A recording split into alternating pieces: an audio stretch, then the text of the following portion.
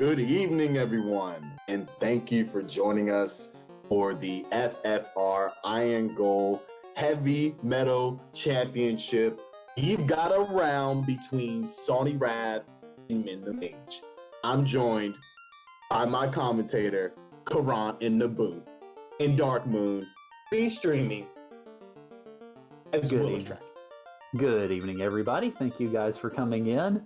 We have a second Irongol match for this evening because we had one earlier between Ragnarok and Crab Cakes. It was incredibly entertaining, and I think this one is going to be very entertaining as well, so I hope you guys are looking forward to it.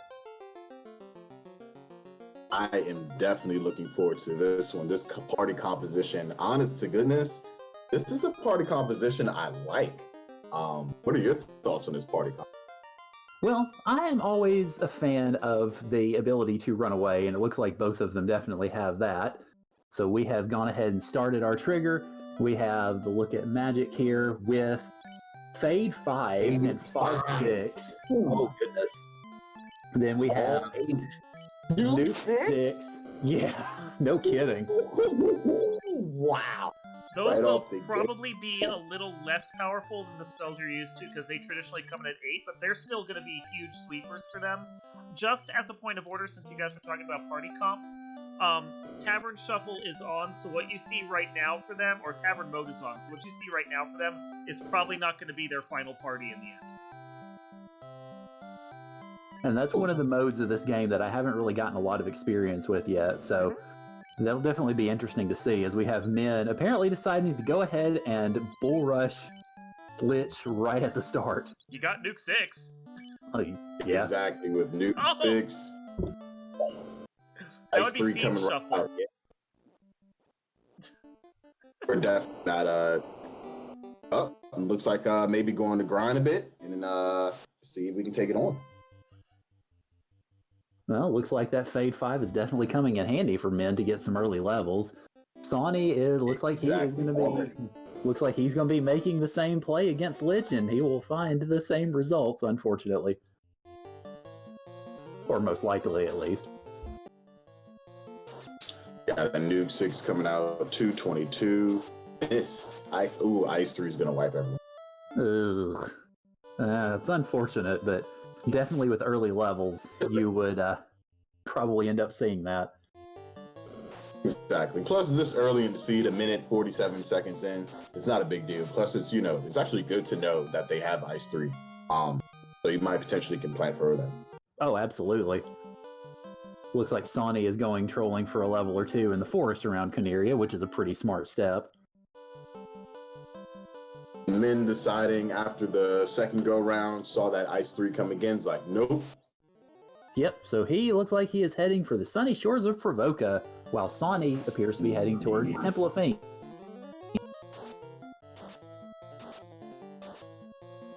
Oh, and we've got. Yeah, we have some dwarves with a couple of cabins. Indeed. And on Sawney's side, we've got Matoya. Yes, we do. But Silver 2, I think, would be decent armor at this point. Yeah. It's something to throw on, so. Yeah, it's definitely better than nothing. Exactly. Looks like Shadows, Ghosts, and Wraiths have anything scary so far, which is good to see. They're ambushing there in the seas. Yes, definitely reassuring. You'd hate to see with Nuke 9. Oh God! Oh dear, no, dear heavens! You've got an Iguana with Frost. That's not the nicest thing to see. No. And it looks like Matoya's entrance becomes presumably Waterfall. Yep, looked like it.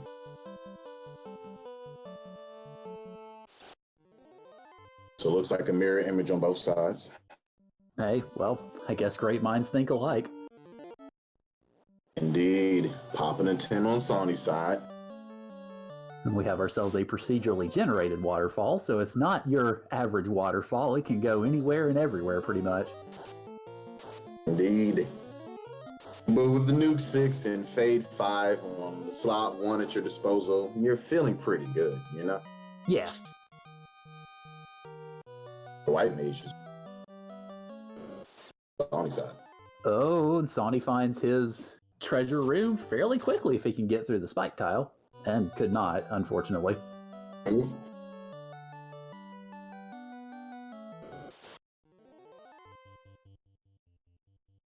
So he soldiers in to try again, while looks like Min is going to take some of his hard-earned money and try to supply himself for another run. Indeed. Give me 1 second, just need to refresh. Certainly. Unfortunately, it looks like Sawney's second attempt to try to get through that spike tile did not work out, so hopefully he will be able to get through this third time. Looks like Min, on the other hand, is headed south to Elfland, and we will see what Elfland actually morphs into once he is able to get through these Kizoku here. Indeed.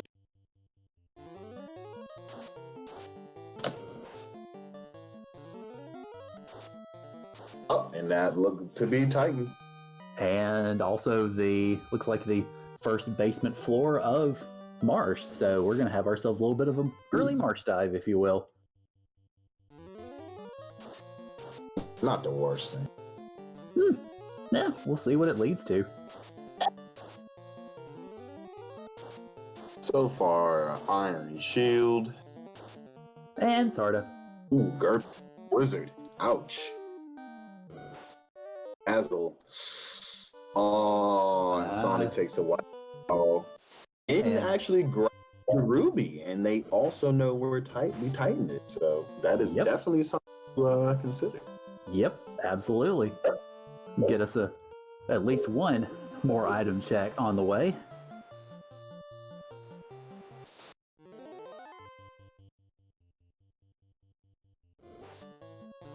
So we've got Sony out on the high seas. Wonder what they're up to. Nah, it looks like he's doing his provoke a check as well, so of course we now know that he will find some wonderful dwarves hanging around. Yep.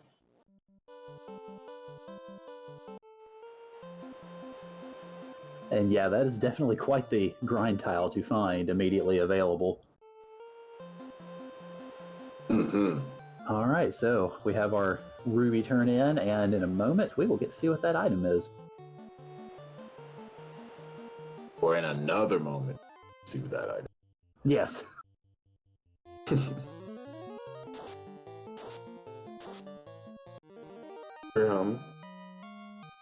Oh. Dude, that's big. Oh, very big. So, Stu, as far as the question, what we're looking at, one of the flags that they have turned on for this randomizer run is I believe, what was it called? Spellcrafter. That apparently creates a whole bunch of new spells at new powers and frequencies that you don't see in the original game. So it adds another look to things.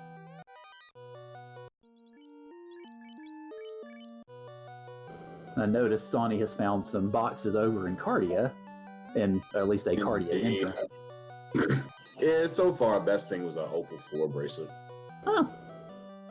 Not too bad. Not too bad.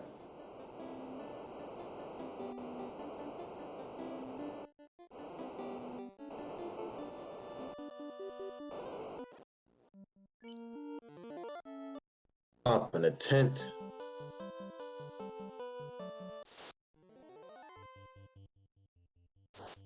Honestly, this is definitely, I mean, just going back to party composition, this is definitely a great party, I think, because you don't necessarily need to check for equipment so much. Even though we're early with just attack spells, you're gonna get, just by searching for loose items, you're gonna get some crafty stuff. They've already got a cure helmet, so I mean, it's early days, but I'm feeling better and better about having this thief in a double black and white composition for sure. Yeah. It definitely lends a lot of potential offensive spell power And the thief obviously is the best agent for being able to vamoose from battles whenever necessary. Exactly. Now, if you do get, say Dragon 7, potential Masa, then you might have to go to a tavern and, change. But so far, Yeah, that is also one thing that that would be helpful to keep in mind as we go throughout this seed. They do have tavern mode on, so they can go get other party members if they wish. So their equipment and the magic they find will very directly affect what they end up doing with this seed eventually. steel armor looking pretty healthy. Mm-hmm.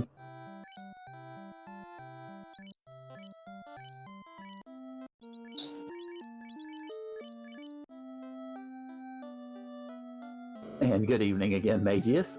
Tonight's brand of crazy is, well, a lot of the crazy brand that you and I saw earlier tonight with Blurst and Item Magic randomized. They do have Spellcrafter, so we're getting a lot of other interesting spell varieties in the pool. And other than that, it's been a lot of what you and I cast through a little bit earlier today. Floor randomizer, town shuffle, all that good stuff. All the good stuff. So Min has successfully defeated the bridge boss at 10 minutes and 39 seconds.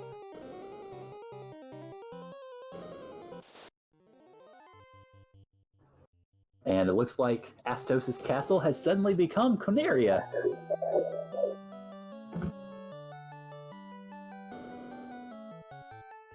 Meanwhile, Sawny, on the other side, has grabbed his ruby, and of course he will know where to deposit it shortly. Which is always good. Noping out of those creeps. Don't blame him a bit. And right back. Open again.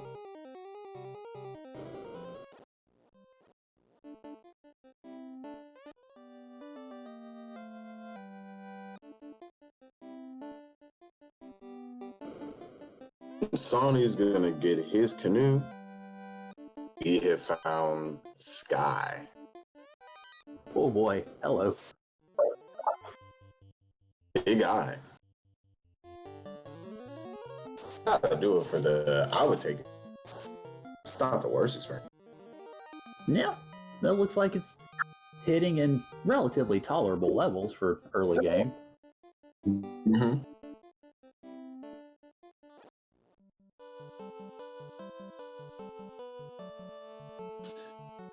There you go, just got a few levels.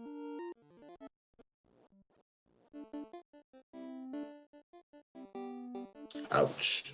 And close hitting. Oh dear. And it's And looks taking like, us to... yeah, looks like we have found Sharknado.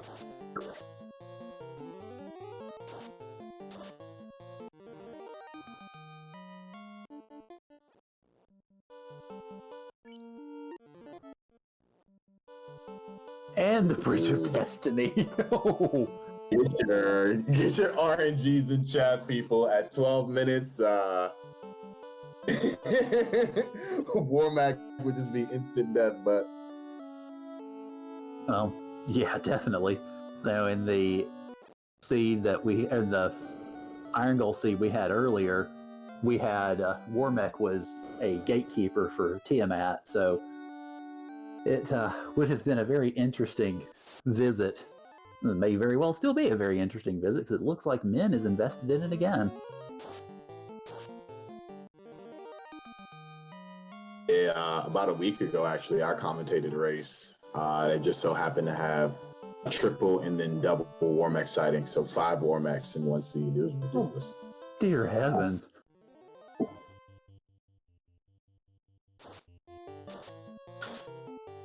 Got some EX speeds on Min's side, which is always good to see, especially with everyone up.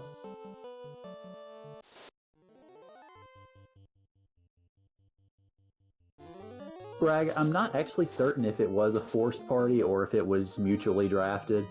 but I believe it was mutually drafted, but I'm not certain.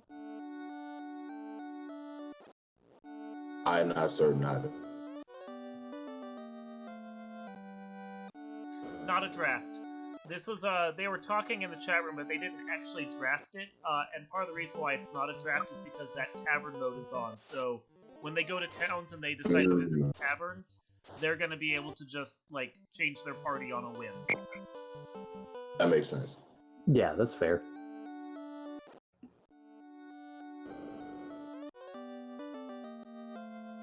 Sony, right? Wipe after getting the herb? Yeah, that's actually the second time he's wiped after getting it. He's having to do a bit of an herb shuffle at this point. Ouch. It definitely popped that cabin.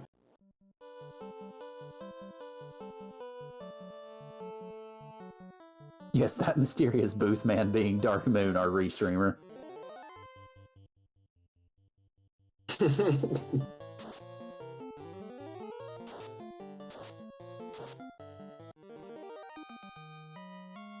And it looks like Min is going in for a second dive of the Sharknado floor, but this time going for a more substantive dive of everything but the Sharknado chest, which is fair.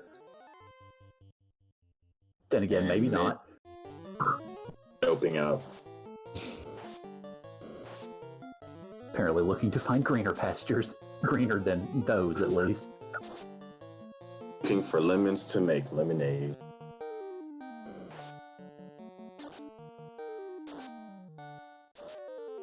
Also, Dark Touch. There's no Almighty Lamp 8, unfortunately. Alas. If only we could see it. If only.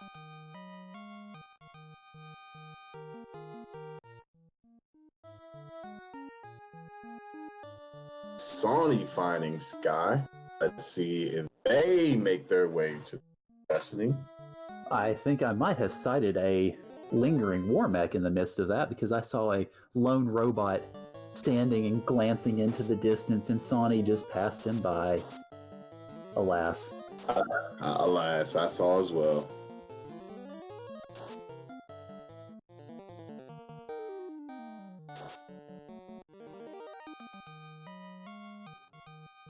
Taking up the Gurnagas, getting everyone up to level 9. Yeah, that was a very nice experience for that. And it looks like he's going to save and duck back in. I don't blame him at all. Keep those levels. Not level 1, I mean, they're on their last charge, but do they have a house? I think I just saw him use a cabin.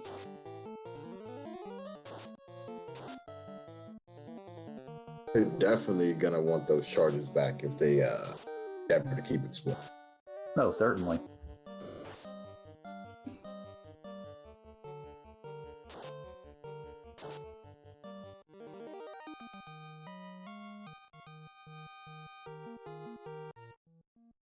Men grabbing some heal pots.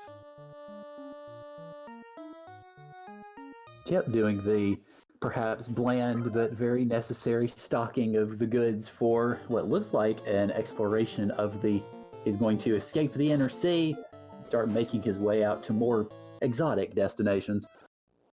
Indeed, indeed. Unlike these newer FFs, there ain't no Phoenix Downs, so Nope. I don't have your toast. And it looks like Melmond has become the herb turn-in, so we get to see its product momentarily. And it is a gold bar to give a dwarf. So let's hope the adamant turns into. Do know where we can.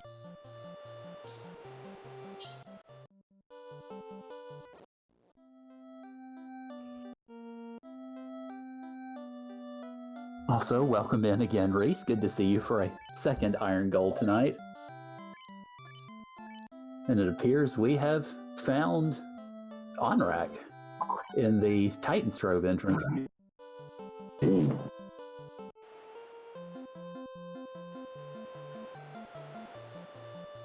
It's enough for later.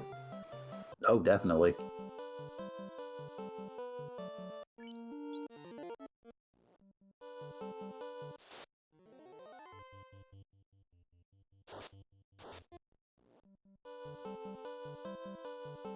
Red mage. Yeah, it looks like he ended up finding Lefane, but of course we don't have a translated slab, so unfortunately no communing with the Lefanians just yet. But he does, however, know that the tavern has red mage, so Yes. think about it. At this point, maybe not worth the switch, but Well, they do have the permissions, the keep permissions flag on, so Red Mage's utility in this one, unfortunately, is a little limited.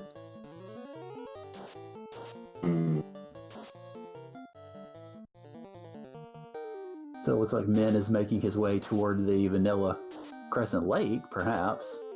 So we have he's going to be checking out some power cycling, I do believe.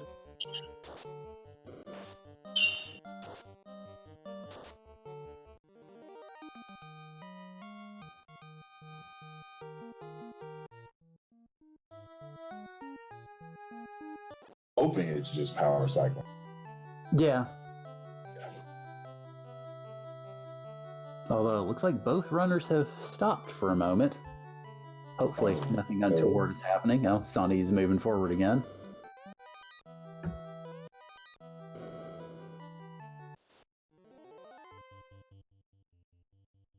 Into some EX speeds again.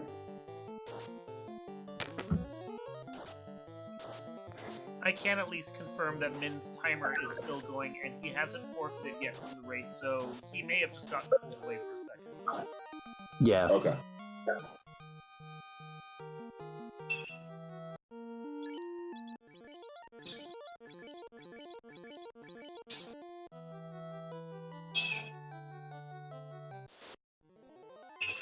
For the moment.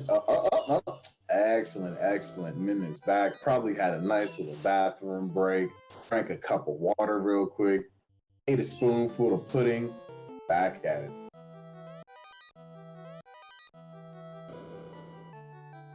Yeah, it's good to see him back as he nukes down some mages outside of Crescent Lake.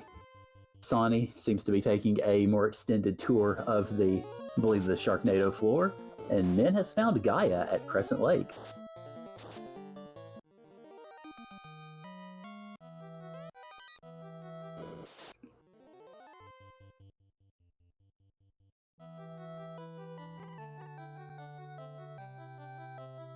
See what's in the shop. That wasn't too bad.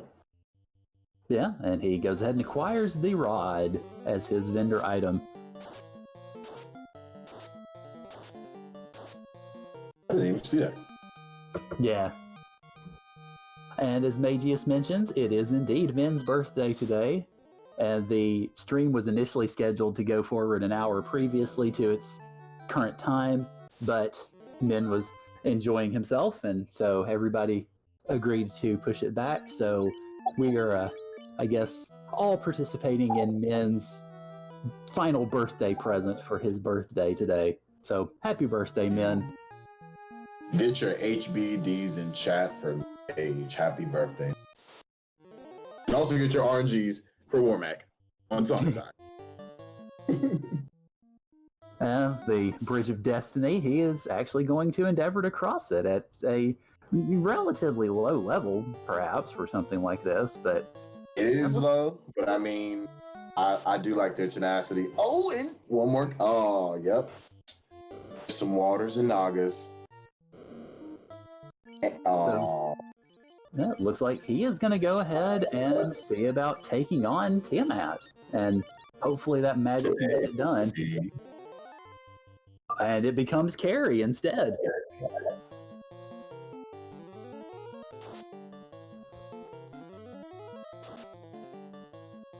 So it looks like we have our fiends redistributed as well as everything else. Indeed. Ooh, it's hitting like a truck. Oh dear, yes. Oh my goodness, yeah, oof. It's gonna come down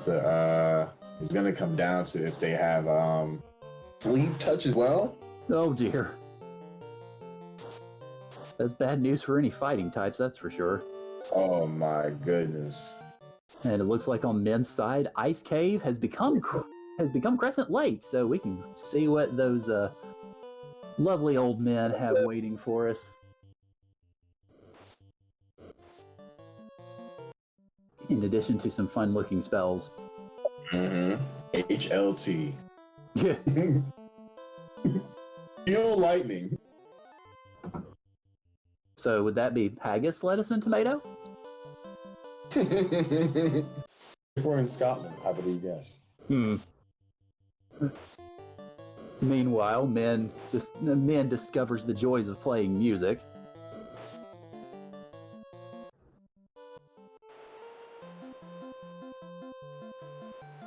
Sawney exploring the seven seas once more. Mm-hmm.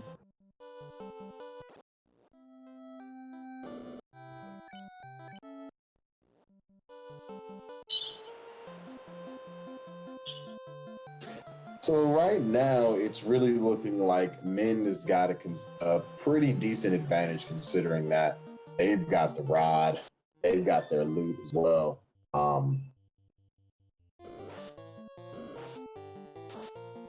But Sony obviously looks like they're going to be on their way to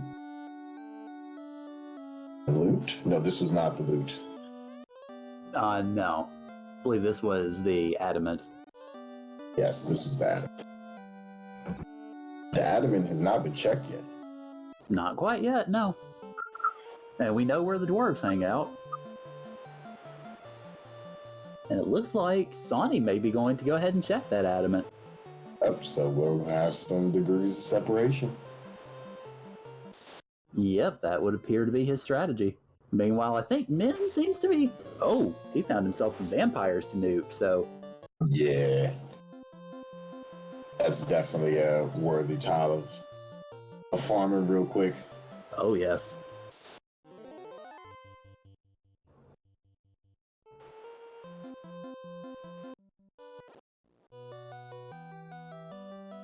We're going to have our adamant turn in shortly. Chime. So, speaking of playing music... We now know where most of the ensemble is. Yep.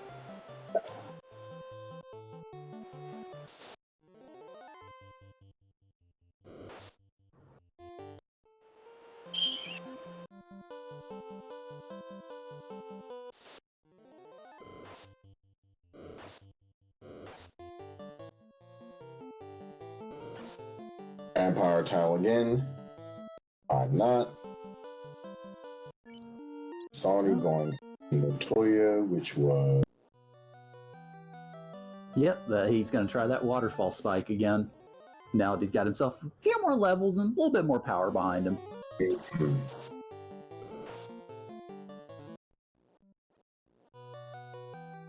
And this led to Tia, correct?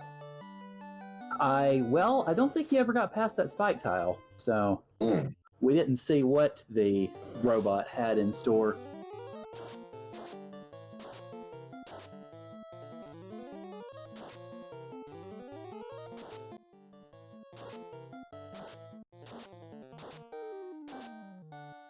Oh, and that blizzard is still hitting hard, but he's able to keep most of his warriors up, so maybe he'll be able to push through. And he did. Awesome. And with those heal pots, I mean, you don't want to have anyone down, but you've still got the colors. Should heal them. And our robot has a tail.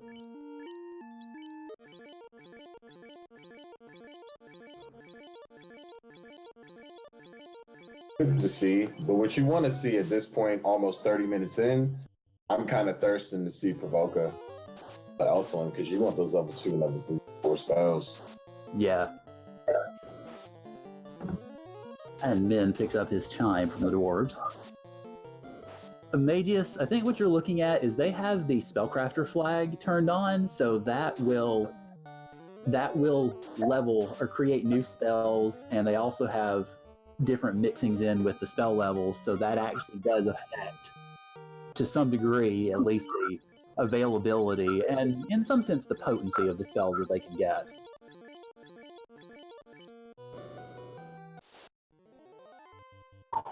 ELT8. Not playing any type of games, y'all.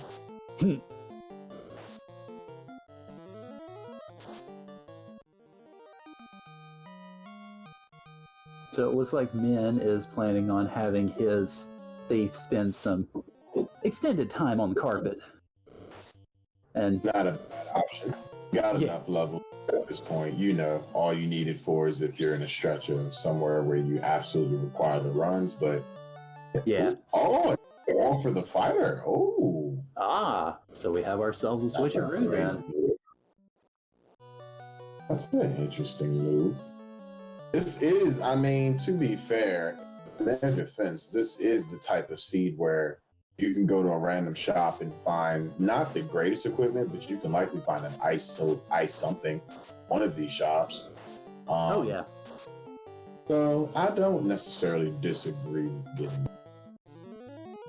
Yeah, that's one thing about having tavern mode turned on is you're gonna have all of that. You're gonna have different strategizing and different party members, especially depending on what you're able to find with magic and equipment. So it looks like Sawney had wiped out of trying to escape the waterfall, so he had to go back for another tail run. Hopefully he'll be able to emerge successful this time. Well, he has all 4 fighters up this time, so that's a good. Yeah.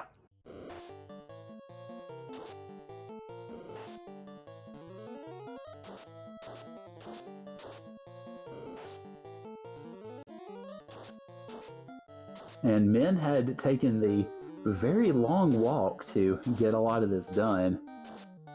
That's, of course, a factor of open progression to a degree, because the river system allows you to make those connections a lot more easily than you would on a vanilla map.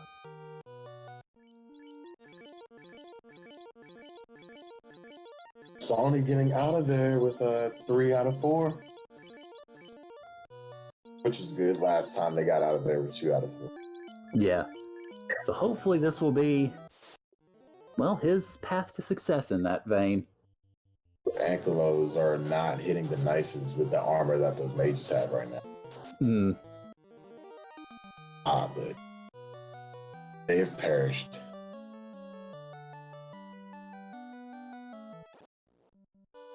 And Sawney has successfully escaped the waterfall cave with his tail, so he can chalk another one up on the key item list, which of course enhances the XP that he's getting from any of these battles.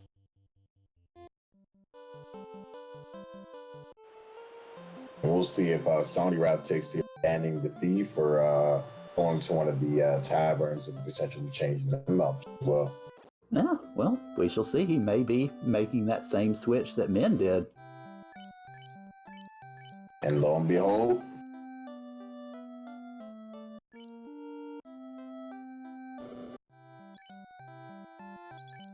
with the tail, that kind of incentivizes you a bit, knowing that you're going to get also that fade slot as well. Yeah. And it looks like Min might be sailing his way over toward conventional waterfall and Onrak, which is, obviously a good idea. If you've got the ship and the canoe, all of those become available along with ordeals.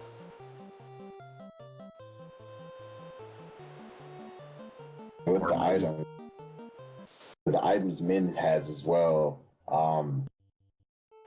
like you think that at some point they're going to run up against something that, this is the floor where I can pop the rod, or et cetera, et cetera, et cetera. So. Right. Rushing going. Scorpion with crack. Ouch. Oh dear. Kids, stay away from crack. Yeah. Oh.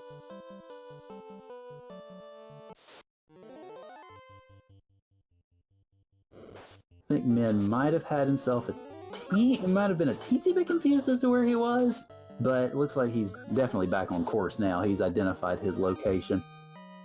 I do that all the time as well. This map in FF3, I just always lose myself when I'm on the water. Oh, May just points out Stone Touch as well, yes. as those things weren't bad enough already. But yeah, I'm the same way with the maps. I've had to do a lot of studying and frankly a lot of, well, completely failing to figure more of the map strats out.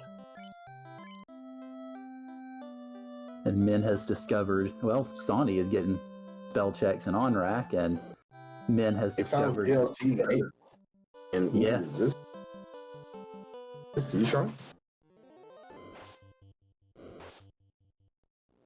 And Min has also found the C-split, the initial C-split at least, so he can go diving pretty much wherever he wishes.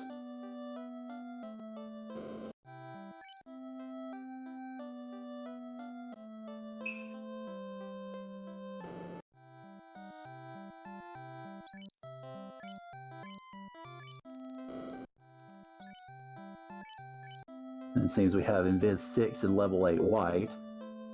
Lit 3. And yes, lit 3, which is not quite as enjoyable. I'm still thinking about that VLT 8. Ribbo 2, not bad. Oh, that's -2. Oh, Ribbo -2. Yeah. I mean, you're going to lose some of the defensive absorb, but it's a ribbon regardless, and you can't really pass up on all the... Oh, yes, absolutely.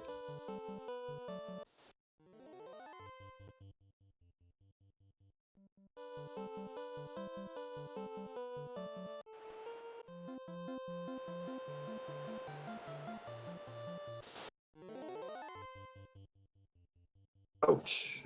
It goes down on the inside. Oh, dear. Well, good news is he was able to make it through with everybody else, with the rest of his fighters.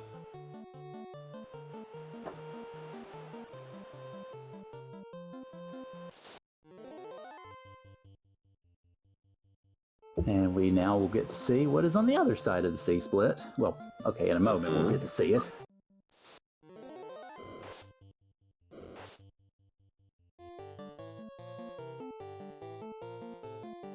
And it is Agama Floor of Fire.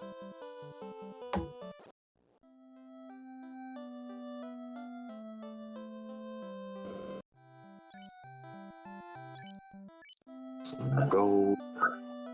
And yes, I believe the ribbon starts out with 1 point of absorb, but of course those status effects, the elements that it protects from, obviously those don't change. There goes the ice 5. Yeah, I saw. That is a very handy pickup for any Great. fighter or red mage.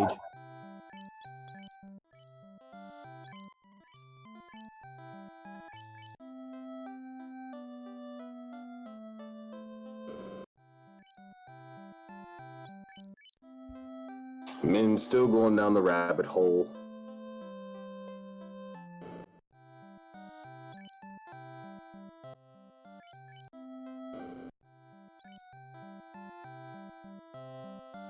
Finding a Nuke 8 at level 8 in on-rack, or not on-rack, in Gaia rather, and a Saber 6 as well.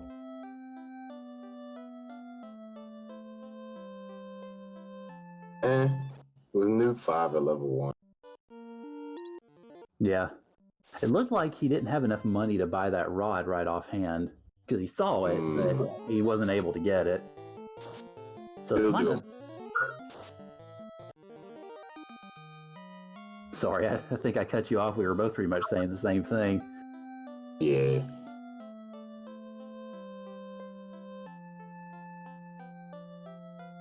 And men further down the rabbit hole. So we go from sea to volcano. And this looks like a Cardia Isle. Yep. And Sawney, meanwhile, picks up his rod. He got enough money for it.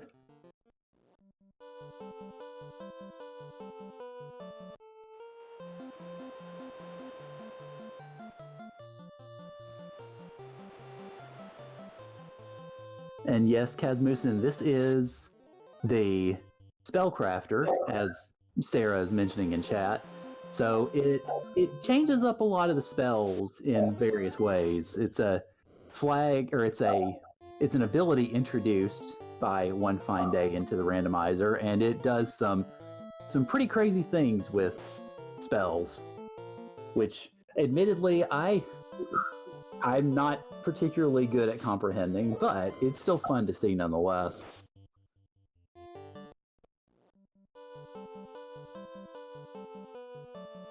Indeed, I have no idea how it works, but it looks funky. And every single one of these races, I'm getting a little bit more insight, whether that's, enemies throwing out funky spells or, people picking up something and then it just starts wiping everything out. So, and those nachos are doing work. Oh, definitely. And in the waterfall location, Min finds the asterisk room of Sky, which he then proceeds to run away from.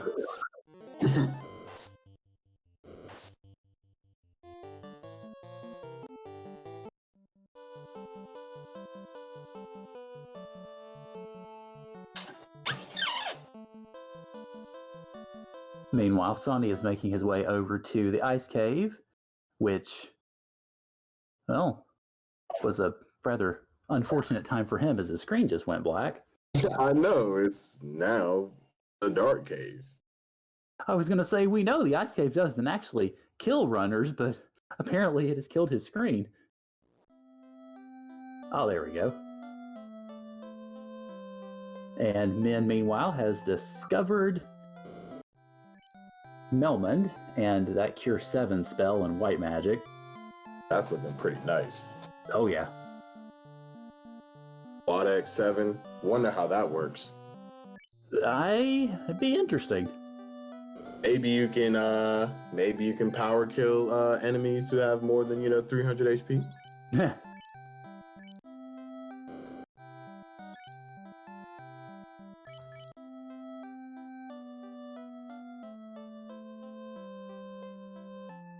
I'm definitely grabbing that Cure 7. Yeah, if it is learnable, definitely take it.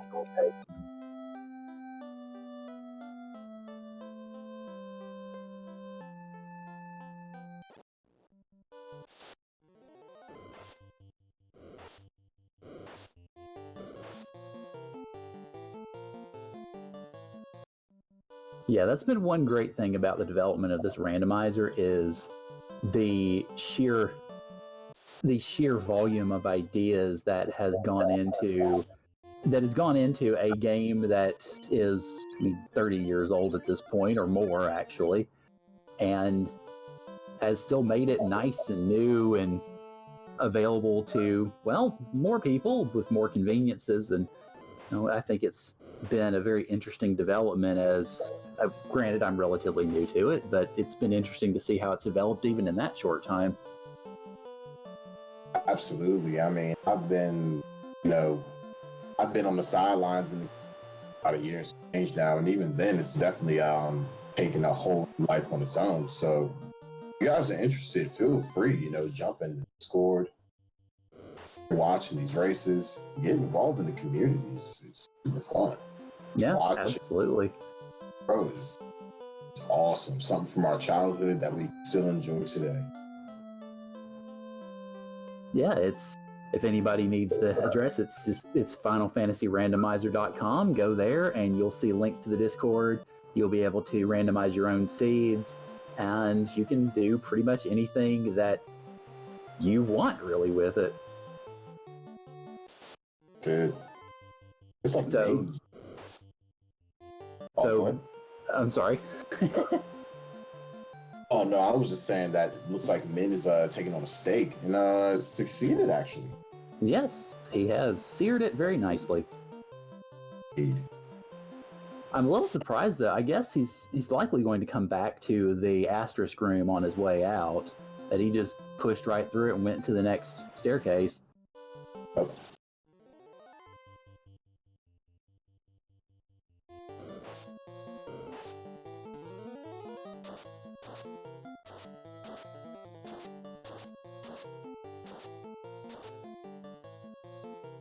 And it seems as though Min is finding himself a fresh new rabbit hole, largely consisting of seafloors.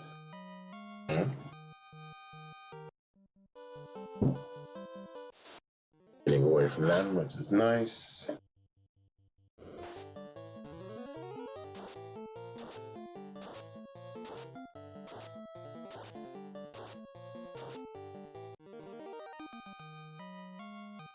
So it looks like the way that Min's tracking through the seafloor, it looks like he's going to loop around and try to grab all the chests there before going into the next entrance, which is pretty smart. I know my own attempts to learn the game, I had these seafloors are probably the ones that I've had the biggest trouble with in regards to figuring out where the chests were and how to route them without going completely crazy. Yeah, that's a good point. There's a bunch of different chests, and then when you get over to Mermaid, you have the ones that are empty and not empty, so it definitely takes quite a bit of, just muscle memory and practice. Mm-hmm. As one of the chatters was mentioning earlier, probably one of the best ways to learn this, and this is true for not just the overworld, but also going through dungeons, is to pull up maps and just teach yourself that way so that you can learn all the placements, and then once you get a little deeper into it, you don't have to worry about having to pull up any sources. You can just go through and, like you said, muscle memory. I mean, I'm a fan of just, exactly, because I remember the old days of, playing games like Legend of Zelda, where you had to just write out your own maps, so. And I would wager that some of the even more seasoned veterans would probably be able to go back to games like the original Ultimas and others, where not only did you have to make your own maps and figure out where the heck you were going, but you had to essentially steel yourself to regular brutalization from enemies and trying to navigate dungeons and all sorts of things.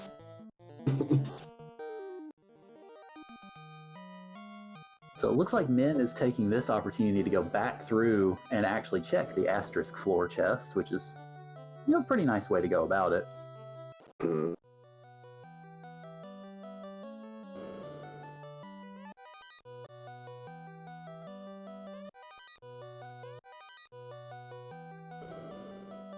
Sawney getting their ribbon.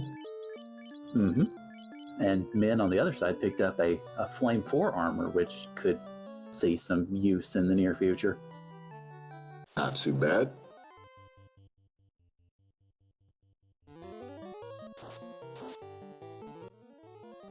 Wee bit of money.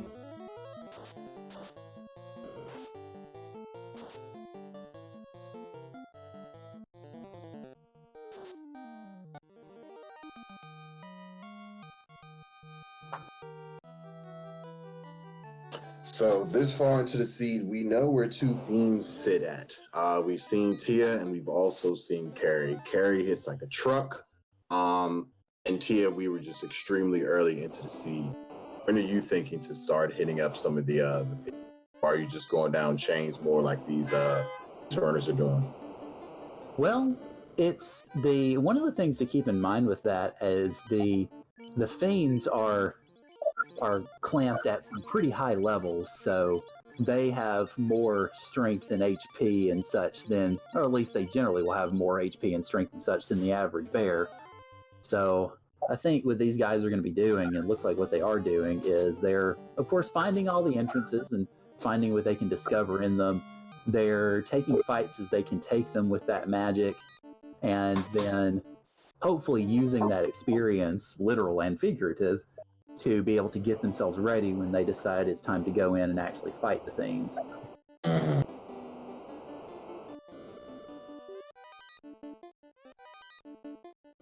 It looks like Min's got an NEC -4, so no idea what that is, but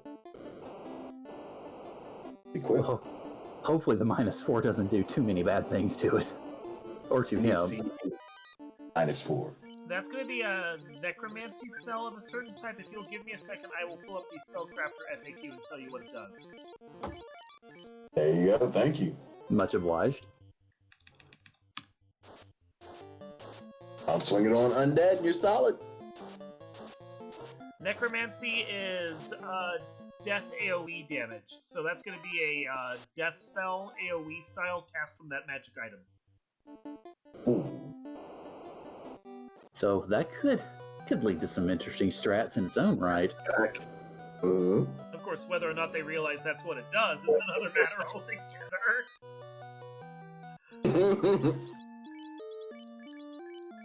Knowledge is power, people. Oh, yes. Have it.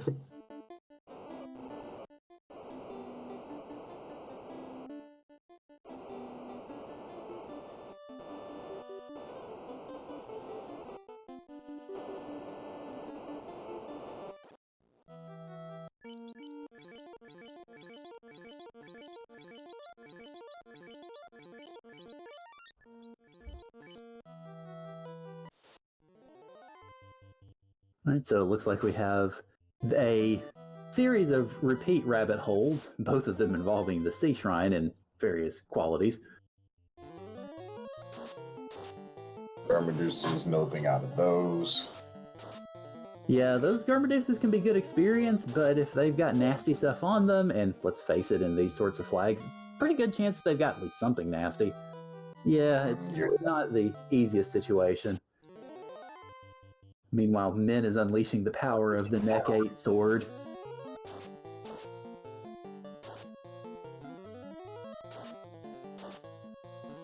Nearly an hour in and we still haven't seen our level 2, 3, or 4 spells. Yeah, they haven't managed to find the entrances to Provoca or Elfland. So, well, what becomes Provoca and Elfland. But it looks like we do have Earth 2 here.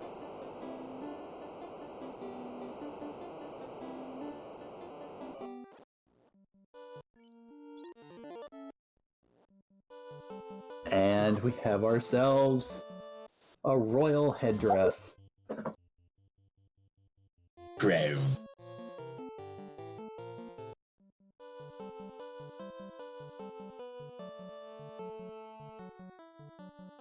Unfortunately, we also seem to have some man-cats who want to liberate the crown, shall we say.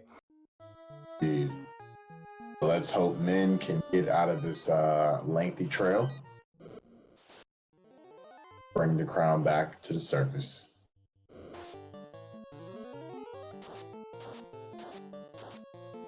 And scorpions with glands.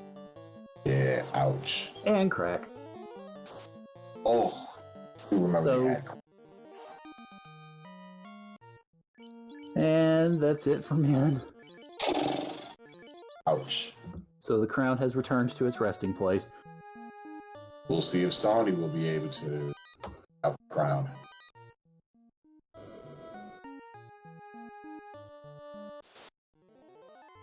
And Thunderclawed seems to be indulging a fine sense of schadenfreude this evening.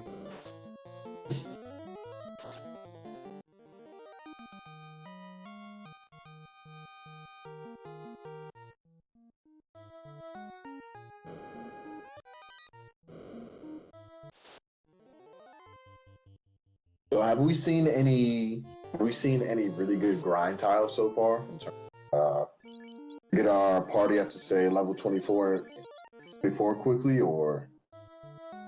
I mean, I haven't seen anything that's particularly stood out, but I mean that grind. I would say the one that they found in Matoya in essentially what became Waterfall might not be the worst in the world, because it's fairly close and you don't have to do too much to get to it. I think maybe it could stand to reason a little bit later that they could use that with better equipment and maybe another, couple of levels to be able to gird themselves a bit more. But nothing else really has particularly stood out to me. Yeah, because at this point, especially if I'm Min, and with the information, more deals. That's something to see. Yeah.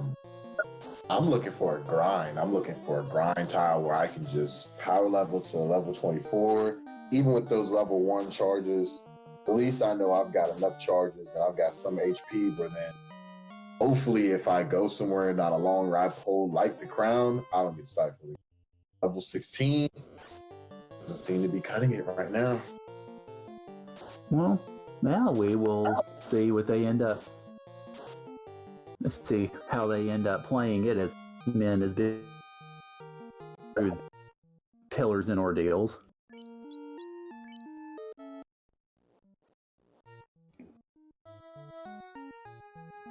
Only went back out, popped the house.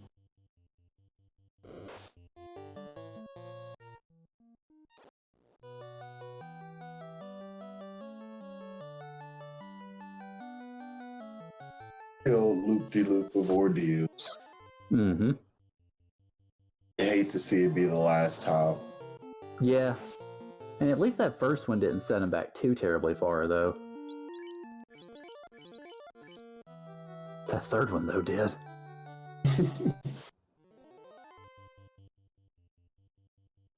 Because obviously, if you were able to have warp or any sort of a warp spell at this point, that would make it a lot easier. But with Spellcrafter on, obviously all bets are off. Ooh.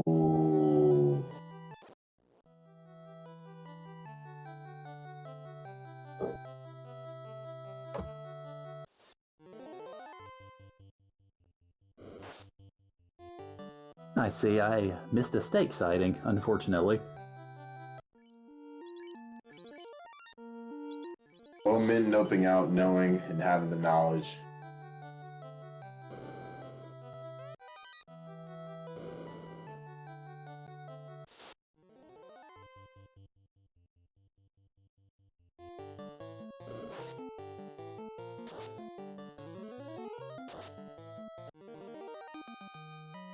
There's a paper, which is good.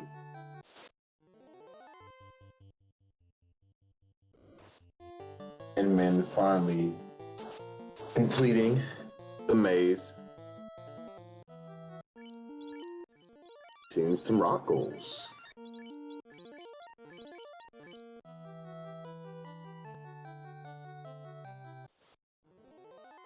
And it looks like he was able to come out on top, so gets a nice level for his efforts. Indeed.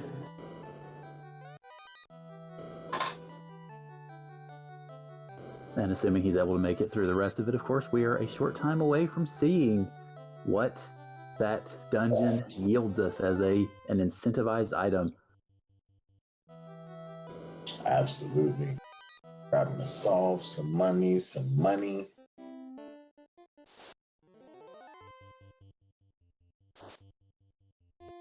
That neck 8 to use.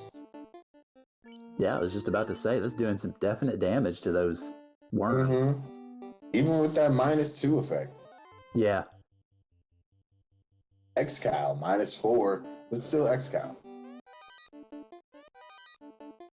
Slab. You do know what Feint is. Yep.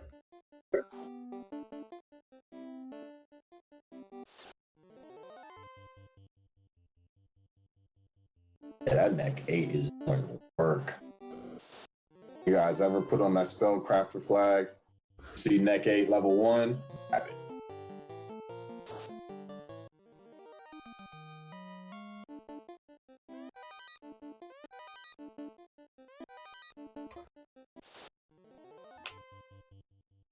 It seems that Flame 4 armor is fairly popular today because we've looked at 2 different iterations of it already.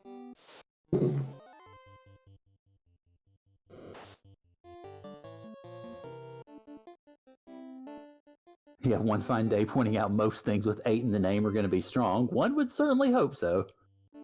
You would, wouldn't you? Not the almighty lamp 8, but one can only dream.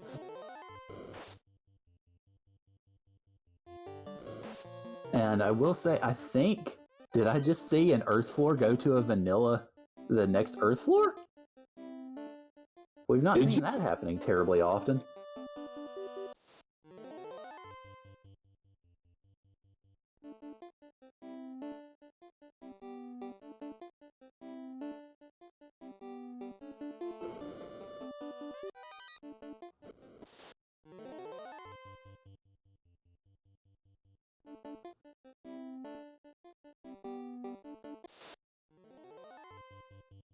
And hoping to know about and do turning, so translate this slab.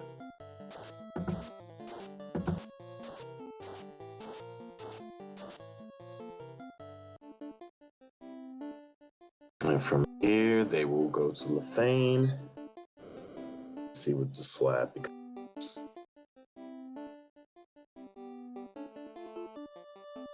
Meanwhile, the bats on Sawneyrath's side seem to be very, well, batty, which I don't think should surprise anybody in this room.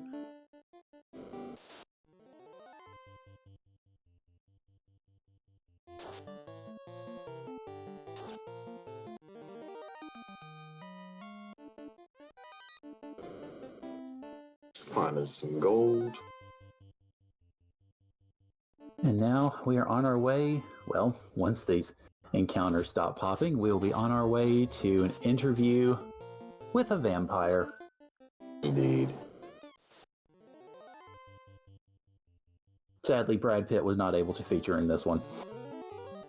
We'll have him next time.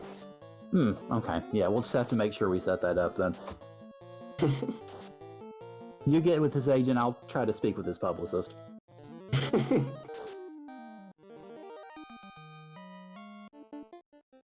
We say bye-bye to our friend WizVamp and get a buckle 5. Not a bad shield considering it's +5 on that. There you go. We've got the rod, so we can pop that. We're on mermaid floor. Interesting. That's not bad. Not at all. For all your hard work.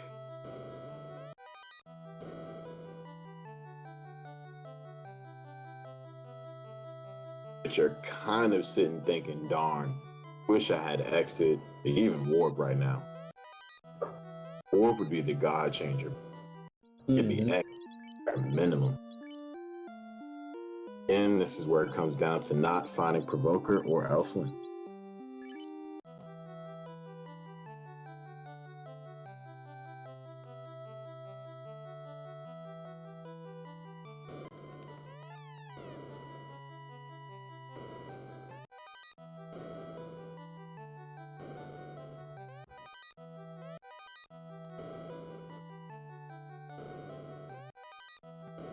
PC66 asking in chat, wasn't it Tom Cruise? I don't believe Tom Cruise has been a vampire yet. He's been just about everything else. He's not been a vampire yet. I mean, technically, he started opposite Brad Pitt in Interview with the Vampire as a vampire. Oh, well. He wasn't the vampire then, I suppose. No, he was Lestat. Ah. Admittedly, it's been eons since I've seen hide or hair of that movie, so...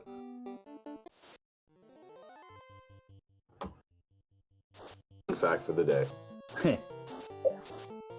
We all know how Tom Cruise can get on reaching out to his publicist, so we'll just keep it to Brad Pitt.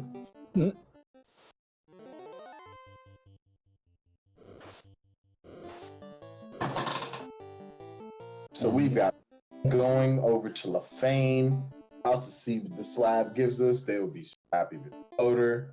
And it is a floater. Commentary first show.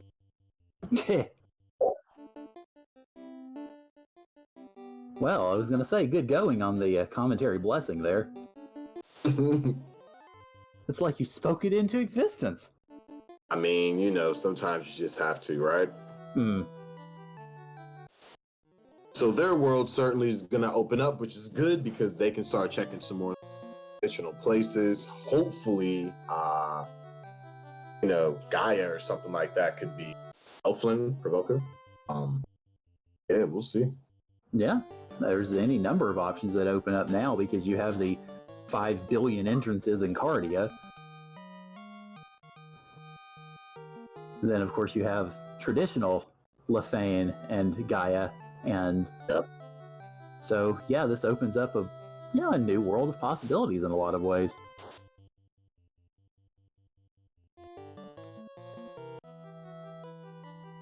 Decade doing more work.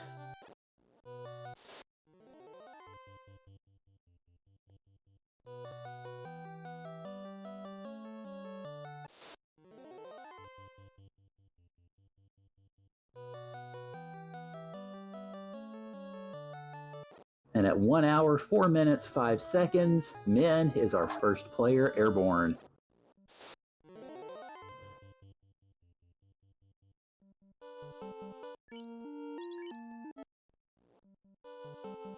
So Sawney is noping out. Is finally done with the waterfall area. Min is going to give us Elflin.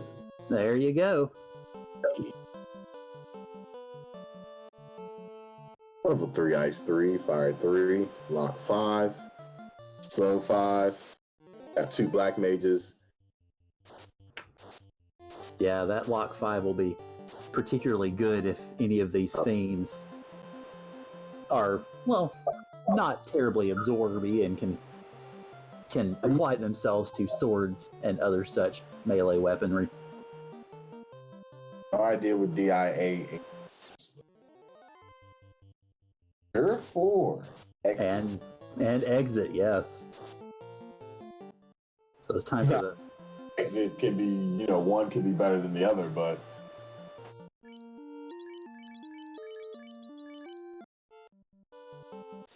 and also picking up a quick spell, which I presume would be this universe's version of fast. I have seen FST7, Ah, which looks fast, but maybe quick is something better than fast. perhaps. Okay, Quick is basically like a self-cast spell, almost like Saber, but it's for increasing your number of hits instead of increasing the amount of damage you can output. Okay. And Thunderclawed, to my awareness, we have not yet found any sort of meat sticks.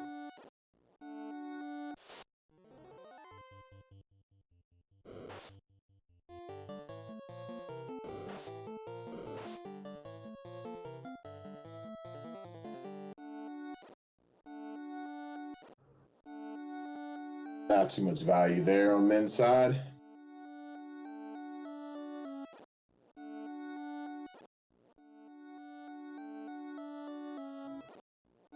Sawney, after they go through ordeals, is gonna get there.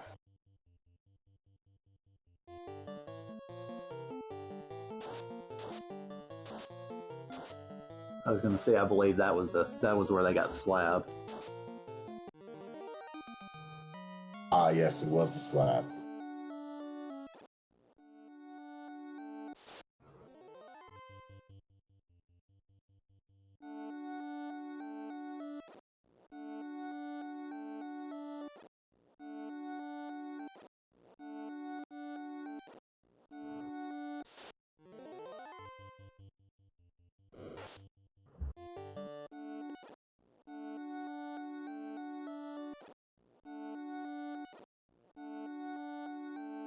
And after that check of Mirage 1, Min makes his way into, looks like the floor right beneath the rotten earth. While Sawney courses his way through the top floor of ordeals and is on his way to his slab.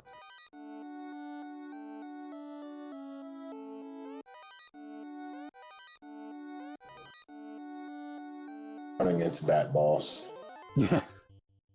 Yeah, this flag does not seem to have NPC guillotine as the flag earlier today, so unfortunately no, we cannot exterminate the bats, we must learn to cooperate with them.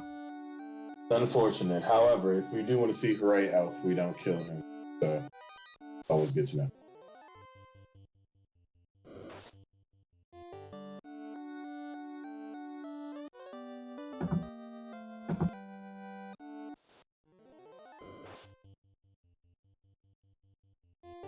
Was going to put that ice 3 to work, but not with a neck 8 -4.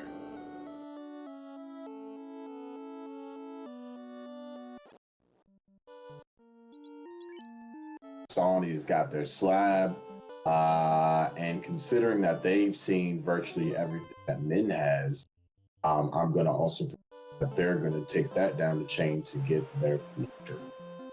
But we will see. Yeah, that makes sense.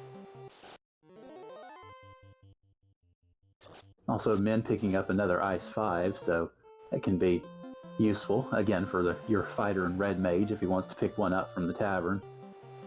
Definitely.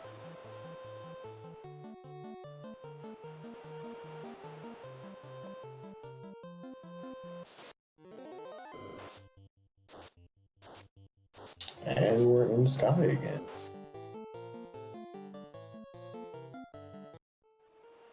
It wouldn't be progression, but if I were Min, I wouldn't be mad if this led me to Bahamut and I could turn in my tail.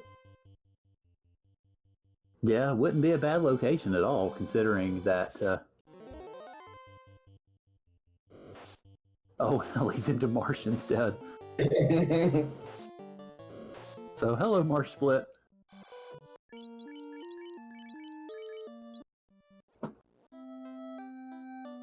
Check these chests after we get out of the roof. Oh dear. Oh gosh, it's a transporting.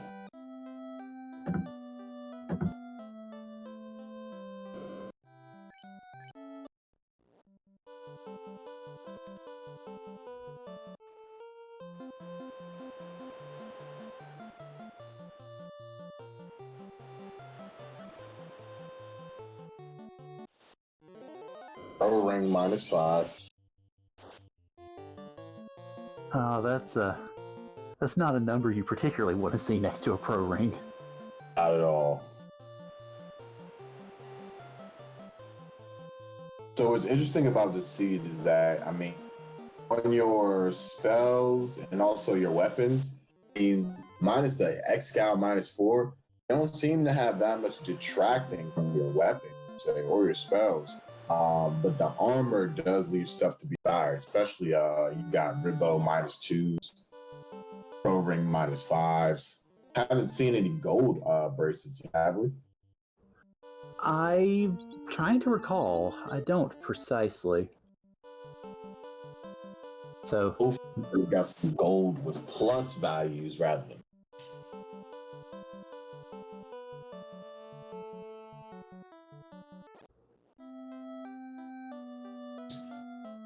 and Sawney is going to turn in his slab and find the prize waiting for him of flight. Or at least, incoming flight, anyway.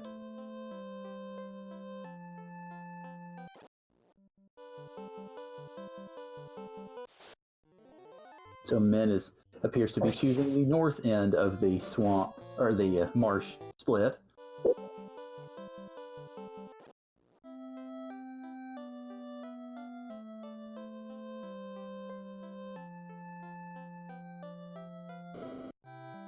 And it looks like Sawney's going back in to check some of that magic and purchases Invis 6.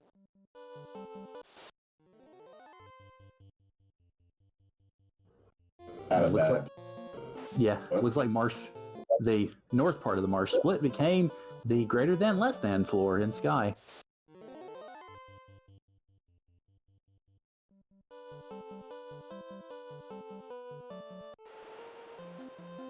And one fine day clarifying in chat that the question that chat had asked earlier about did the numbers on the XXX spell affect anything, the answer is really only if it's tier 8, but otherwise, no, it does not affect the minus, or the kills everything under 300 HP XXX.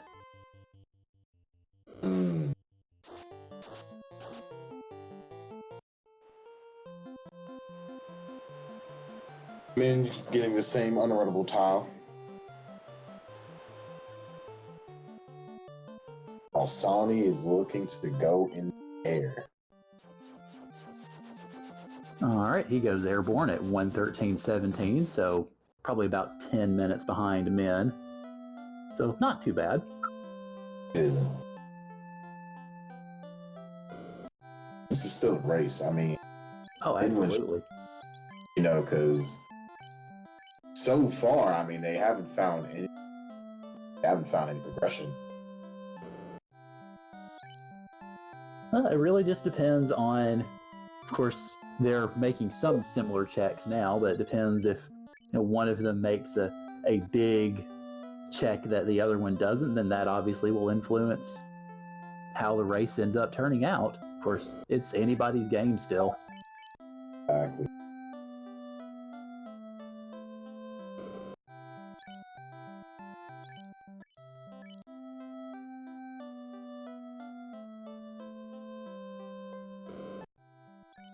Sky leads on, or sky, or rather mirage leads the sky. Like you usually do. Yeah, this is obviously a very good floor for finding treasure chests, so Ben is hoping to be able to find some new goodies, or at least he found some greedy goodies.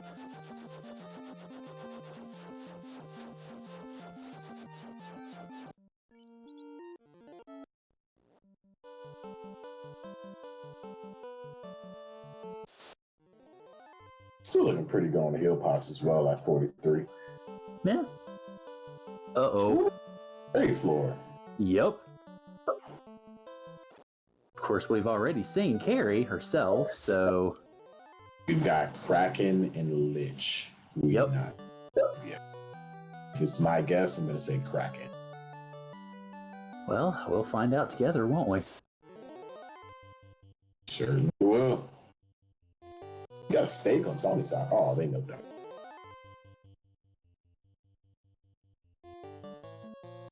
I can. And it is indeed Kraken, yes. He's hitting like a truck. Oh, Oh goodness. dear.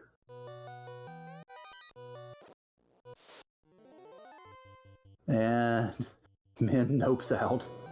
That hurts. In saying that, I mean, what's the best that they've seen down that chain? The ruse, you know, the equivalent of the white shirt. Yeah. Yeah. Meanwhile, Min has just found a lonely Garland and has slaughtered him.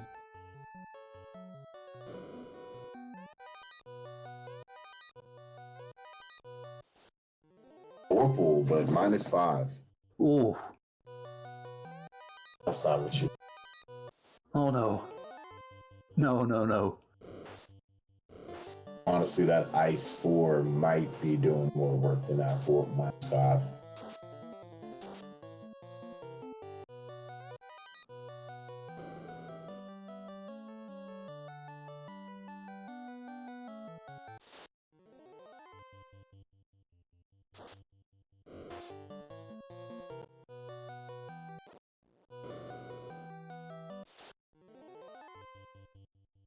We still haven't found the key. We know where the crown is, but they both weren't able to carry it out. We not found the cube. Still got a bit of digging to go through, and we still don't know the path to where Lich leads. So, still got quite a bit of stuff to dig for. Yeah, we've still got more than a few things to see. Hopefully we will find them fairly quickly.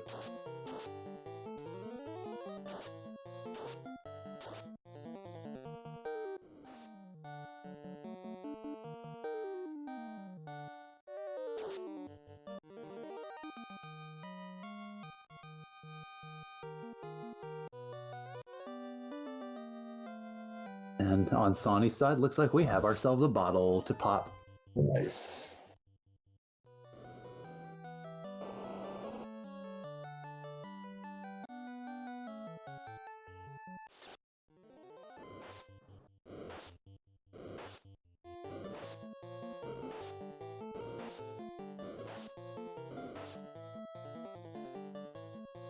Oh, we have found Provoca.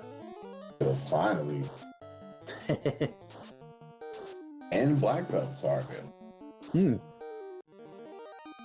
Life 4. Wow. Hold on, life 8?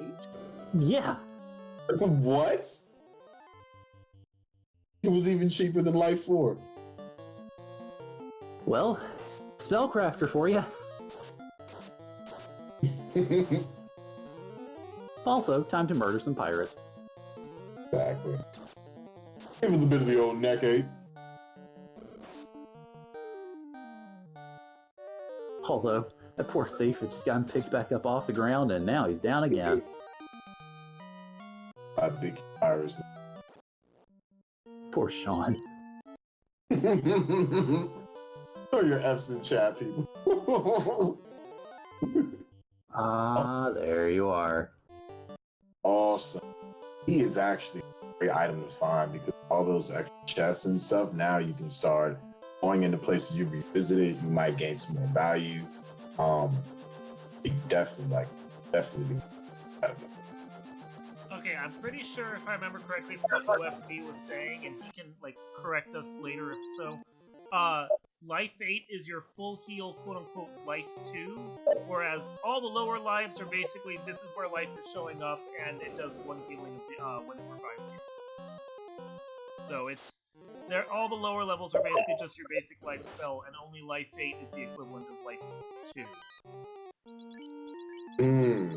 Yeah. Did Mick actually grab that life 8, or did they just grab life 4 and then scroll down to life 8?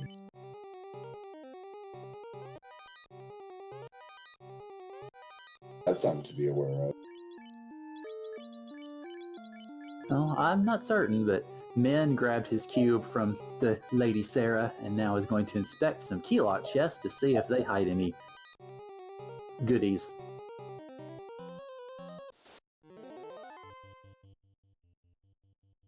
Just some cash. Yeah, pretty much.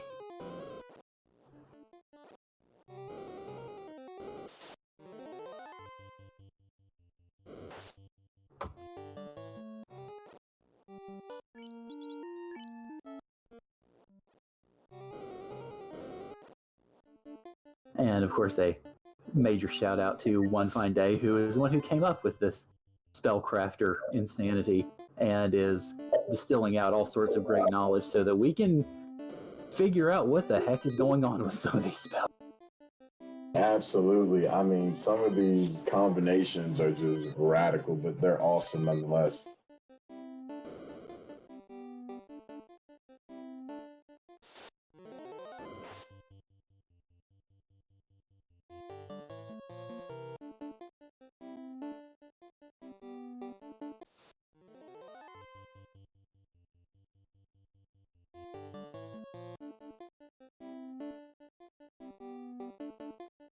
So Min's definitely getting a good bit of information.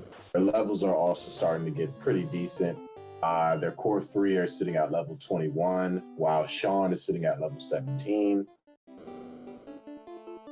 Looks like things are starting to potentially fall in place here. They're looking like they can follow a somewhat chain, and then hopefully over time, they'll figure out, and that's the name of the game. They're obviously going to try to figure is, but it's looking like things are opening up to where they might be able to take on a fiend or two. They've got everything that they need to not be stifled. Yeah, that certainly seems to be the path that Min is taking, because of course we've seen these hallways before, but obviously the levels are a lot better, the gear is better, the magic is better. So now I feel like there's a lot more comfort, I think, on Min's side at this point. Definitely.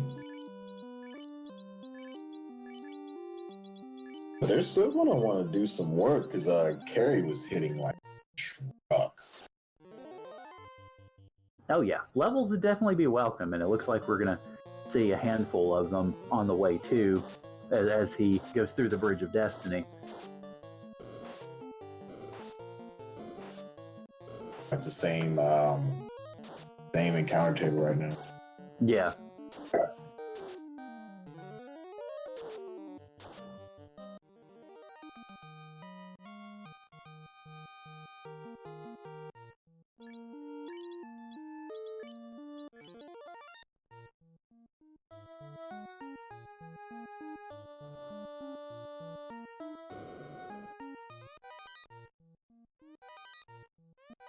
Alright, so it looks like we have Revenge Carry Edition. We have Quick going out, that Neck 8 sword going to work, and 4 hits, 4 damage from poor Sean, and who immediately gets flattened. Oof. So he seems to have served his purpose as the meat shield for this one. and Carrie tossing out ink, so pretty much a free turn, but the damage still is rolling on Min's side, so definitely leaning toward, oh dear, and down goes the white mage, so now damage is in the hands of our magic dealers, and hopefully it'll be enough, but with a hard-hitting Carrie, it's hard to see, or hard to say, right offhand, rather. I mean, they're rolling, and you're down to your last one, so... Open break. Oh, yes. And pulls it off. 1 hour, 24 minutes, roughly 25 seconds. We got our first orb hit. That was an awfully clutch fiend kill.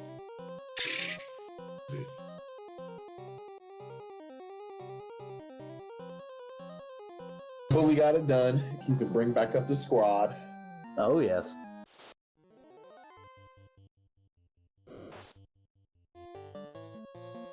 So Sonny looks like he's going toward the northern marsh split.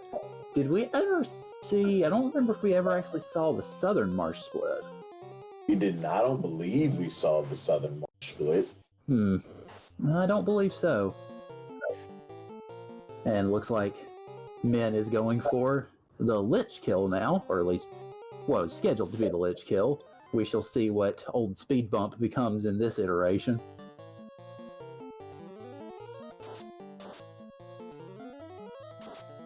Probably not so much a Speed Bump anymore, just spoilers. Exactly.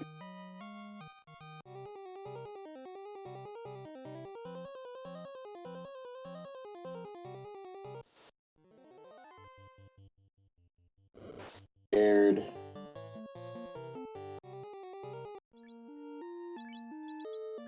And it is Tiamat who immediately goes after one of those black mages and puts them on the carpet. That's an unfortunate turn for Min, trying to deal enough damage, and now down goes the other black mage, so... Oh, that MDef is not playing on Tia as well. Oh, yeah. That 12.5% did not work out very well for either of those black mages. Neck 8 still doing progressive damage, getting roughly 250 a turn, which is good. Yeah, that's definitely good numbers to see if you're Min.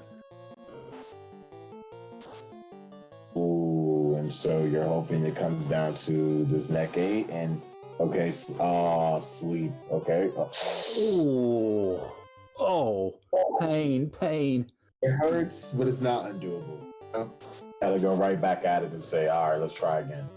Yeah. Yeah, it's good that it's a relatively short walk to get to this point, so Min doesn't lose very much time at all, really trying to get back to it. If you mess up again, then you know, all right, I'll do something else. Go grab a couple more levels. Come back. Yeah.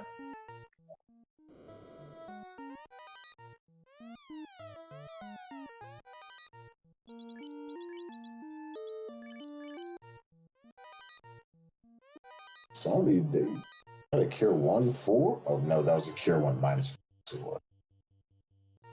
Well, they passed it on the cure 4.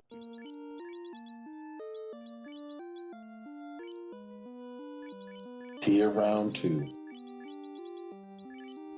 So we've got nuke stats coming out, and I noticed the white mage decided to put on a ruse for a change, so trying to prevent that mammoth damage that was coming in last time.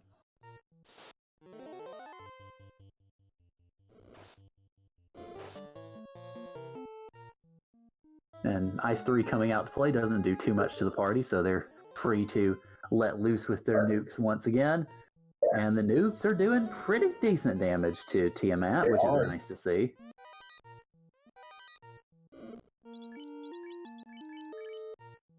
The same strats continuing onward, so Min has pretty well settled into a magic offensive strategy with attempts to try to mitigate that physical damage that he was seeing earlier. Got 4 ruses up on Min's side with the white mage. Make that 5.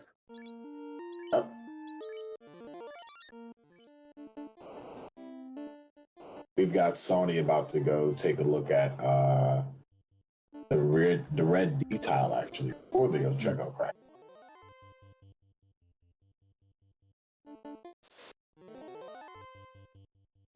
Which is a zombie D.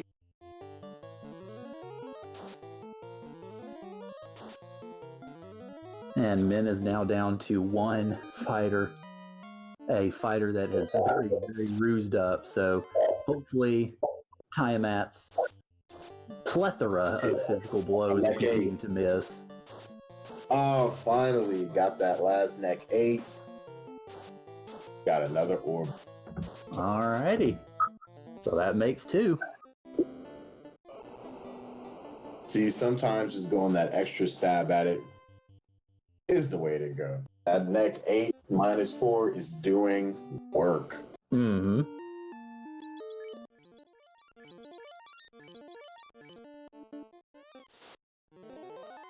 Let's see if Sonic can take on Kraken. I don't know if they have the or not.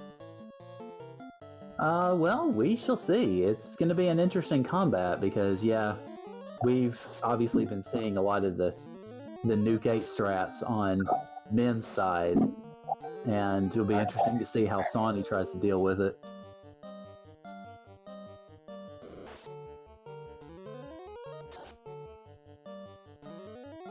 But unfortunately, it looks like Sony is getting the same end of the smack around business that all the other fiends have been giving out so far effectively.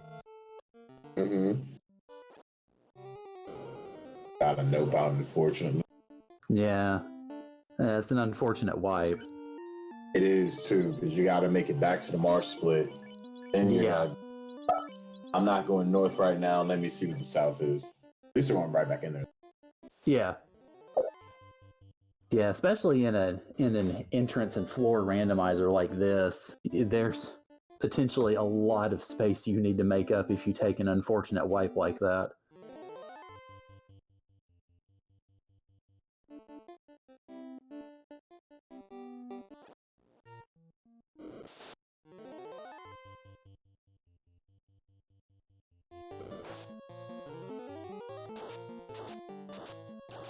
And Min's second Black Mage took an unfortunate wipe to a bunch of, well, a couple of normal Chimeras who wanted to try to have their own little Irongol match there.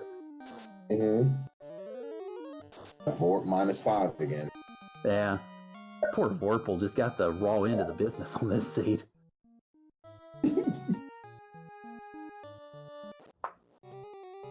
-5, throw it in the trash.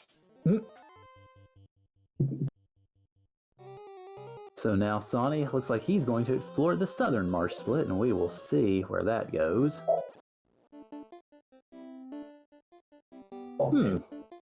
Armory. Yes. So we've got a little potential here should he choose to execute it accordingly, and it looks like he will.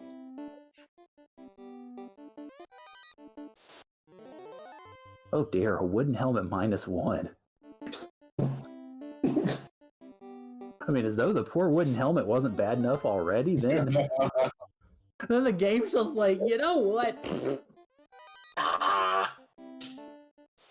We wish to dump on thee further.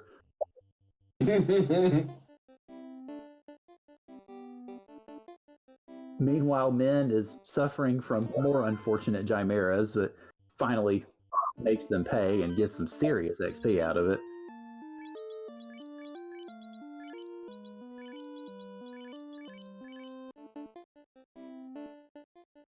All that life. But they did not actually get life 8. I don't know if you are aware of the life 8. Yeah, that's understandable. I mean, the only reason that I know the difference is because One Fine Day has been educating us all on it, so... Exactly. I mean, in proper speed running strats, I mean, Min, he definitely went for the top one. Life 4 and Life 8 was all the way down. Yeah. Just having that 8, I would have done that extra couple of flips. Well, I mean, I don't know. It might be something we can inquire about after, when we do the debrief. Ooh, these weapons are just getting... Oh, well, at least there's a loose TNT. But these armored weapons are getting the short end of the stick serious. Yeah, it's unfortunate on that end.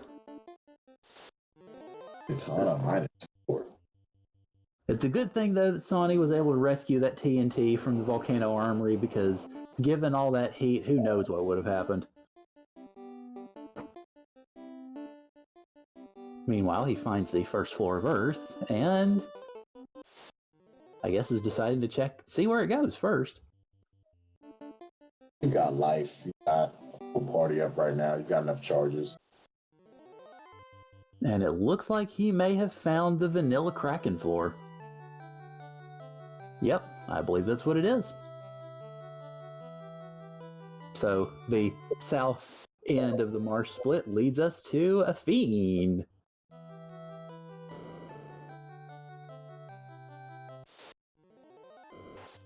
Of course, Sawney's got to be hoping that this fiend doesn't hit nearly as hard as the Kraken that he has seen already. Exactly.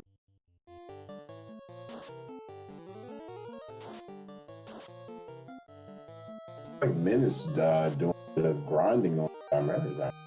Yeah. Yeah, it's definitely getting some good levels out of it. And of course, he's using the door trick. Going into and out of that door tile means he does not risk getting another encounter while he is attempting to grind those tiles. Better move.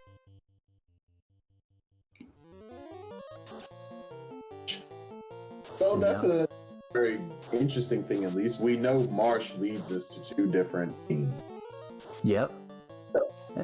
And it also leads us to Fade 5 from Lich.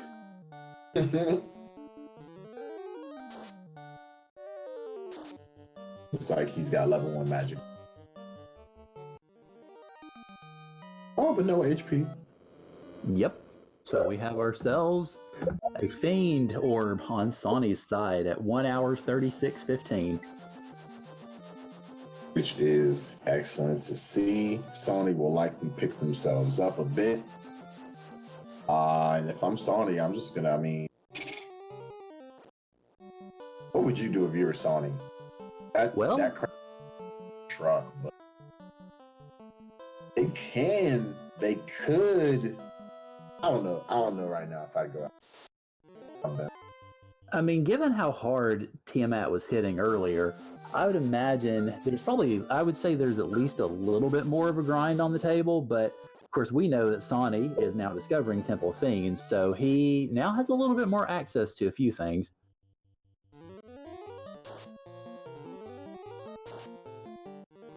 And good evening, Math Girl. Pleasure to. What has largely happened is, effectively, Sawney and Min have done their own grinds and their own attempts to try to resolve this entrance floor super duper shuffle. And Sawney, unfortunately, has seen the business end of, well, more than a few feint punches, and Min has been able to effectively, to be a little more effective in dealing with them. But yes, this is an Irongol. This is not a spring tournament. It's floor shuffle, entrance shuffle. We have Spellcrafter on, which means that spells suddenly have fun names and interesting numbers and crazy effects, or at least seemingly crazy effects. It has been slightly insane, to say the least.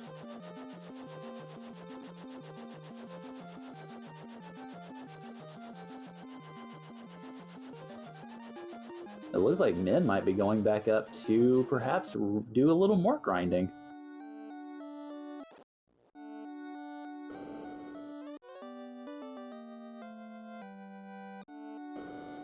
Or maybe not.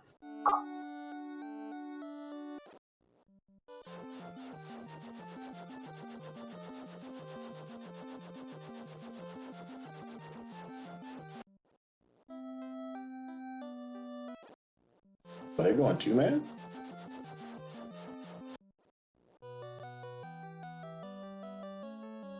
Goes to promotion, realizes he has no tail with which to promote, sadly. Sawney has to take. And Sonic now also has Oxyale from that crown turn in.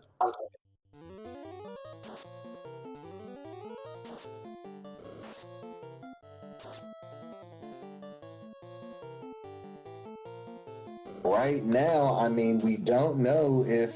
Well, actually, was the Oxio required? It really just depends on what the on-rack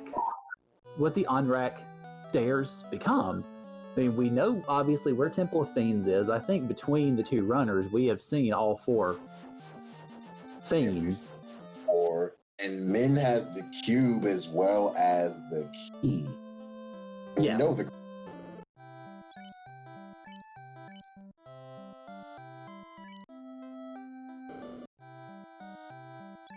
So it looks like Sonny made the same play that Min did. I think he saw life 4 and jumped at it, and then realized a little bit later that suddenly there was double life 4 sitting just a couple of slots down. And cheaper. And cheaper.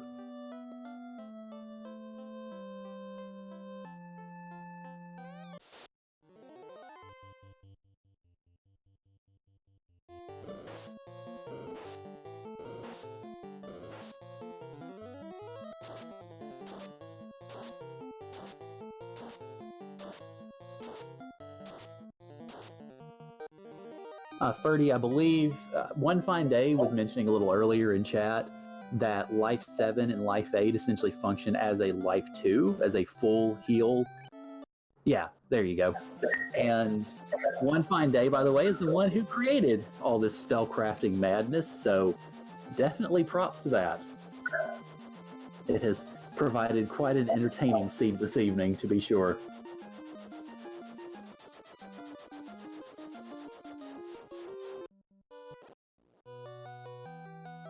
So, I mean, honestly, Sawneyrath is catching up a little bit. I mean, there's been some time sunken on the grind in terms of Min's side. And so we'll see if this translates to them just straight getting, flawless orbs. Only has been able to make up like a minute. Yeah, Sonny is a little bit behind, but is not as far behind as maybe he might think.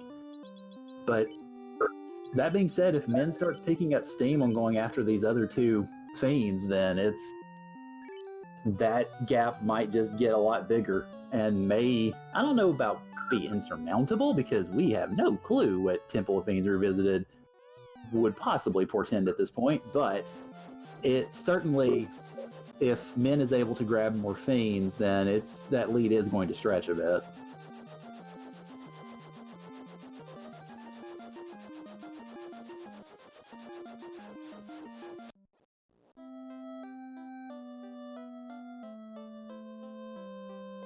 Also, oh no, we hear reports of the demise of the Hooray Dwarf, so sadly we must observe a moment of dwarven silence.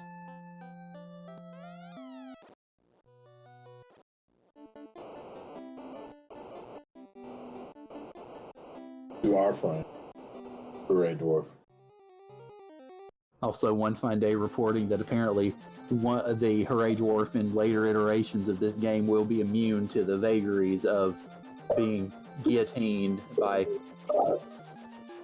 savage players who have no regard for such important lives and roles in this game. They should have a flag called Savage Flag where you can NPC guillotine Hooray Dwarf, but Warmech might just show up anywhere else. Yeah. Well, I mean, we do have a flag that already releases Warmech into the wild, so that makes for a very interesting possibility as well. And I see Sonny has just grabbed himself a crystal.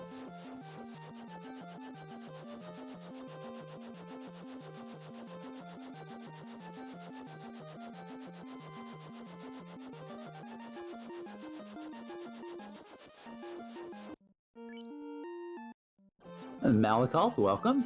As chat mentioned, these seeds haven't been too terrible. You have blessed and cursed items, you have entrance and floor and town shuffle, you have the spell permissions being kept as essentially the rando, or kind of the normal spell permissions. You also have the spellcrafter on, which makes for new and exciting versions of spells that do interesting numbers of damage and whatnot.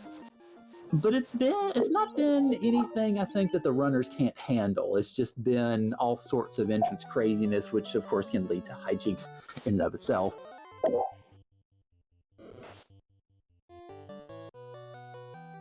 Also worth reminding for anybody who is fairly new to the chat this evening, Min is celebrating his birthday today, so he is the one giving us a birthday gift, ironically, with this wonderful seed.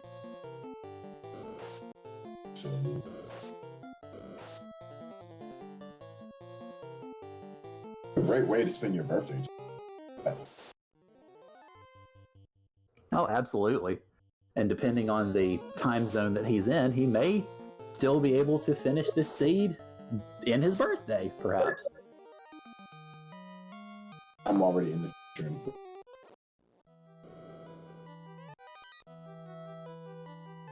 Let me grab -5.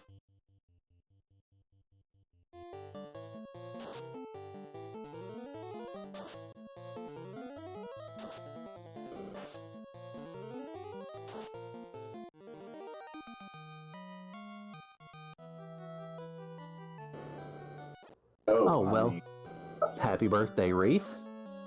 Welcome to the birthday club. Birthday.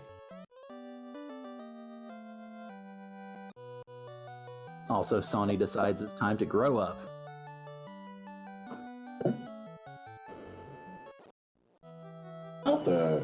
That's not a bad play. Me, I don't know how I feel about that. I mean, my armor isn't the best. So if I were them, I might have actually looked to kind of, get a black belt, get that 42 grind, or at least 32 grind. But to each down. Yeah, certainly Min, of course, doesn't have the tail. He knows where to turn it in should he find it. But it doesn't seem like he was particularly... I don't know that he's particularly concerned about the fact that he doesn't have the tail, at least at this point, just because of the magic that he has and some of the items that he's already been able to use. Yeah, that's a good point. Tail isn't a make or break thing, especially for men. Yeah.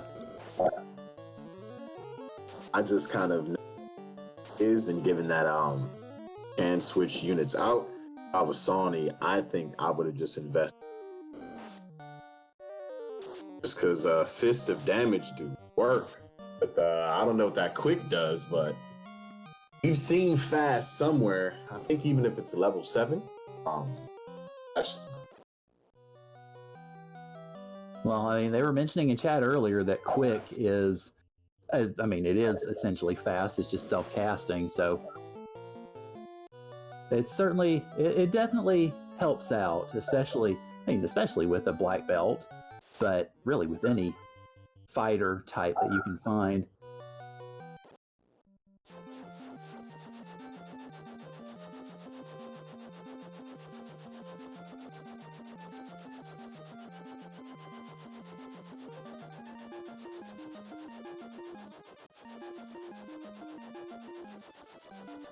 Oh, yeah, that's fair.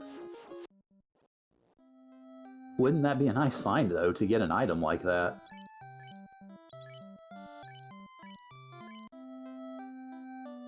Grabbing fast on Sony's side. Already got the neck 8 swords, so don't need to grab any neck 8.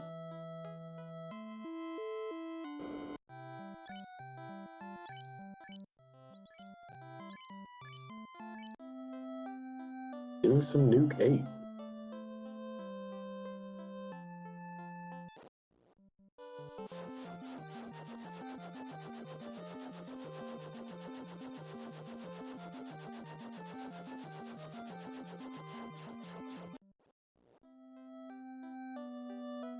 It looks like Min might have needed to step away for a second because he's hanging out on the 466 screen. He's going around doing the rounds, getting various magics and whatnot.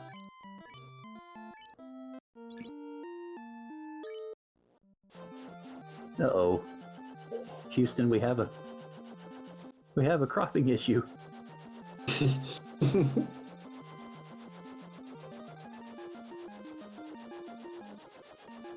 I'm on it. Give me a sec. No problem. I'm about to say, yeah, this is a once-in-a-lifetime event when both runners are doing the exact same thing.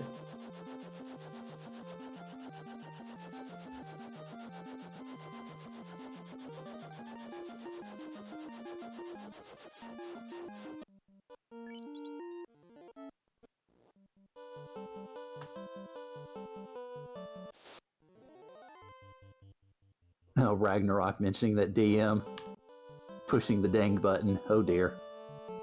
That's a button that we all want to avoid if we can help it. Ooh. Oh, it looks as though actually Min has forfeited at this point and had to bounce out. So his stream cut before I had a chance to get to it, and that's what happened. Oh dear. Oh no. Well, I was gonna say I hope nothing happened. Well, if anything, it's Min's birthday. Maybe Min was blessed with an extremely, wonderful surprise birthday present. Yeah, so it's. Well, I was gonna say if nothing else, GG Min. It was a fun seed, and I hope you enjoyed running it. Sorry you had to forfeit the seed, but definitely gave us a very entertaining run at this very crazy randomizer. But definitely appreciate it, and hopefully we will see you around another Irongol competition very shortly.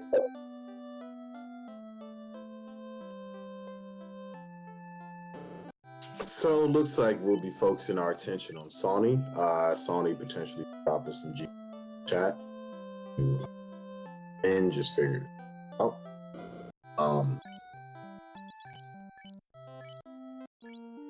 Oh, we have a pause on. Oh, well, it was a pause to networking on Sawney's side. These things happen. Yeah. Sawney's definitely making some rounds. Sawney has a bunch of information. I mean, granted, they don't have the crown yet. I do believe they have the key, though, right? I do not show them having a key. I don't show Sawney having found it yet. He found the key. I know Min definitely did. Mm-hmm.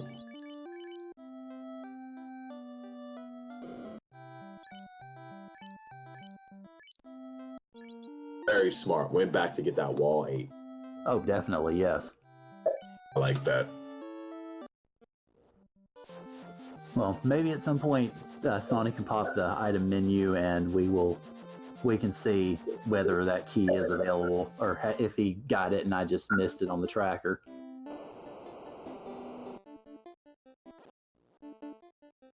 Sawney went to go get equipped and is like, you know what? It's time to tackle the split.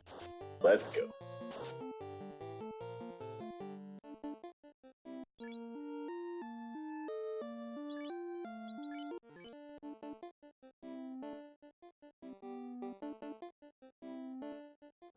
Yeah, it looks like he is going to go fiend hunting. And of course, we know that fiend is Tiamat, which unfortunately the lich that we found in Kraken's regular spot was a speed bump. This Tiamat is not quite a speed bump, sadly. But that wall... Yeah, sorry, go ahead. Nah, please. That wall 8 looked like it did a really good job because the first thing Tia threw was magic and it didn't do much. Got a Viz going out.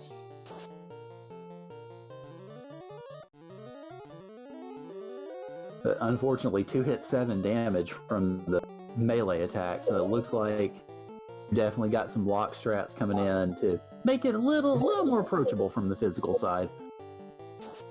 Possibly. Oh, throwing out that neck 8. Okay, 131, not too shabby. Mm-hmm. See, this is more manageable time for sure.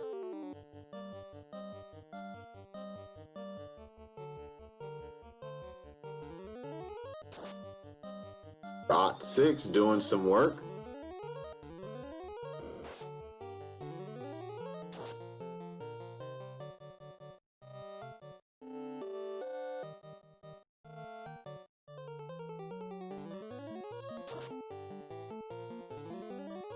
Quad X7 is not getting it done. Still some more HP on Tia. Yeah, nice play on that though, because if Sawney had gotten the 4X in, it would have definitely been a signal, hey, I was almost done anyway. But at least it's a good HP check. 6ing, 5ing, not doing too much work anymore.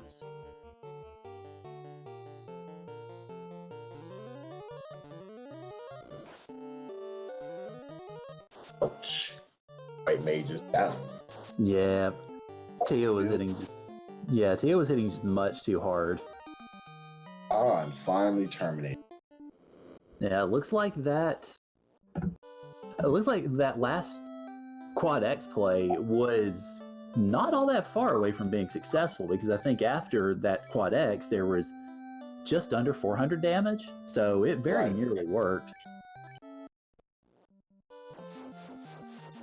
Maybe that illustrious Quad X8 done the trick.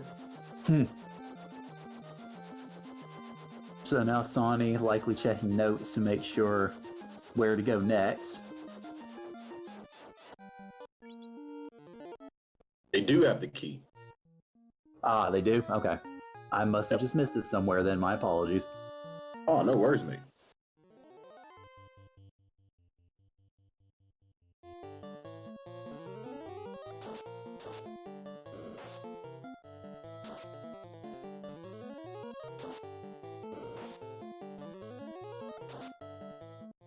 So as we can see, the fade and nukes finally starting to fade off just a little bit in terms of their utility. But considering that they're level 1 charges, can't go wrong and just, spam them.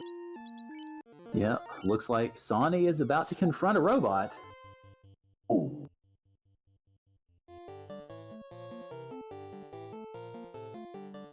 Yeah, Rag, I had seen that pickup on Min's side. I just missed it on Sawney's side, so that was my apology. It's for 6-8 something. That's ridiculous. Oh boy.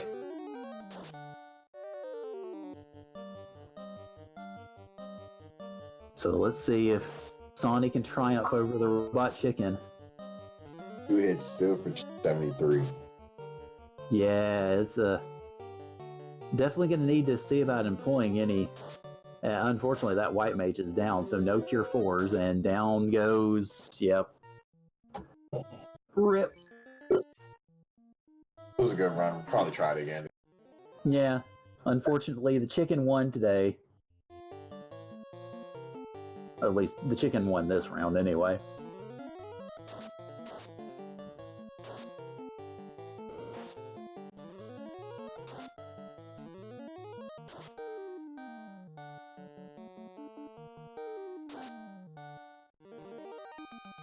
Getting rid of these Irongol. Got some levels for it. Can't be mad at that. Robot chicken. Round Yep. 2. Sawney's going back for a second run.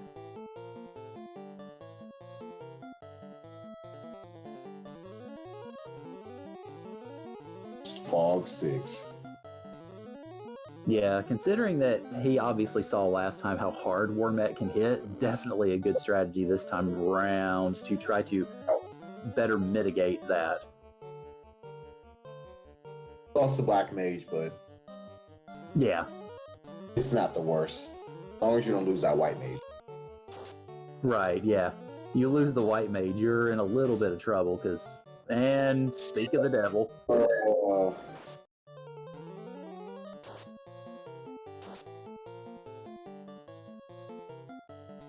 Yeah, Robot Chicken is not playing games today. Oh no. Robot chicken is robot chicken. But Yep. this is all, in my opinion, it's a very good barometer to kind of test like what Topher would look like. Yeah, and if I remember correctly, I don't think we saw any spells on Warmek's side, so that does not portend well for Topher, because that means that all the other nasty spells are lurking behind the Fiend. And Chaos.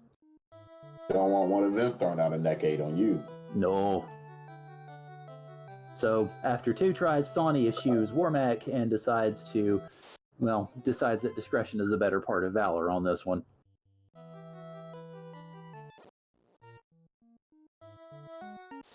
Going back up the Bridge of Destiny, hoping they don't find the other robot chicken again. The involuntary one.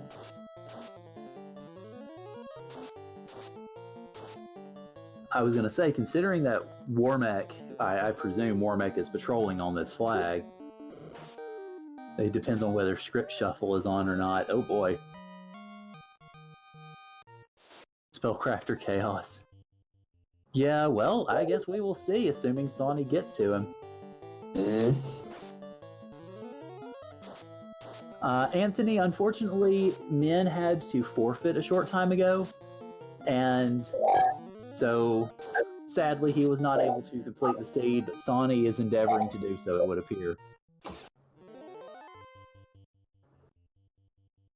It's like they're catching that triple encounter. Part of their run.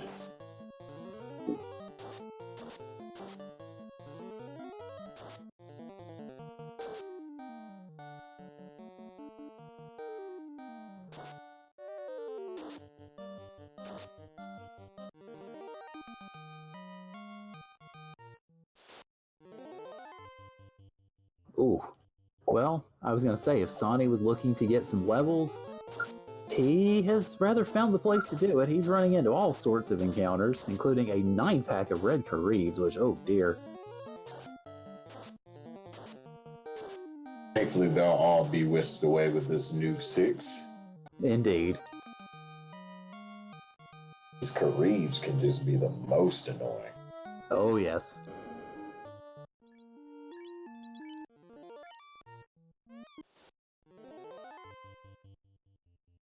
Alright, so we have Sawney going to see if he can take down Carrie.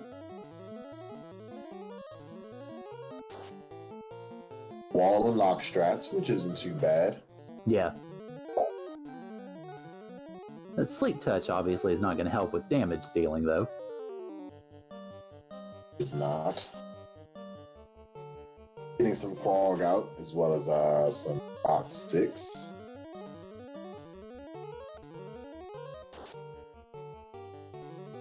Yes, Beowulf, you have good reason to be confused. This is an entrance floor and town shuffle in the randomizer, so you can go from one floor to another, and Fiends are also shuffled as well. So even though we're on the air floor, we're fighting Carrie.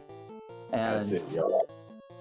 And Lich was on Tiamat's spot, and Tiamat was, I believe, in Carrie's dungeon. So it's all sorts of Fiend craziness. They put on all the crazy flags for this one in a lot of ways.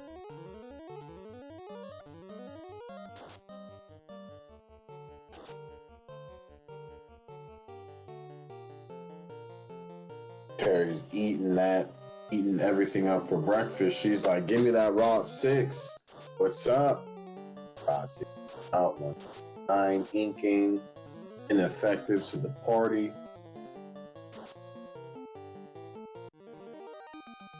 And Carrie goes down.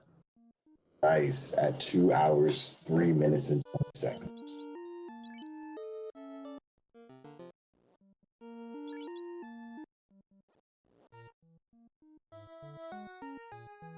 So are we going to see another try at Warmek? It looks like it. Now, I get this. You want the levels for sure. Yeah. Like I said, very good barometer. If you can beat Warmech, it's not saying you guaranteed beat Chaos. You don't know what skill list they have, but it lets you feel good about your position. Yeah.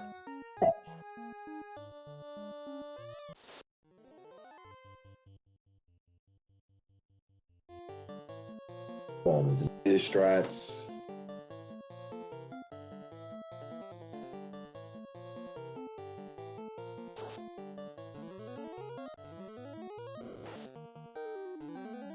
Ooh.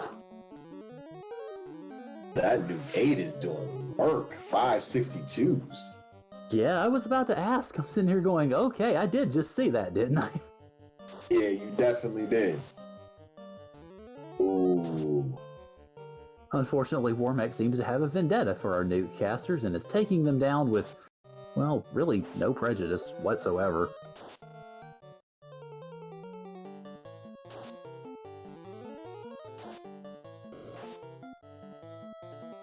Ooh. Oh. He pulled it off with and got 42,000 experience, I think is what I saw on that one. You definitely see that correctly. Whew. Well, that'll definitely do some work for the... Yeah, definitely do some work for that, for the fighter type, but... Yeah, that ninja is definitely swinging now. Oh, yeah.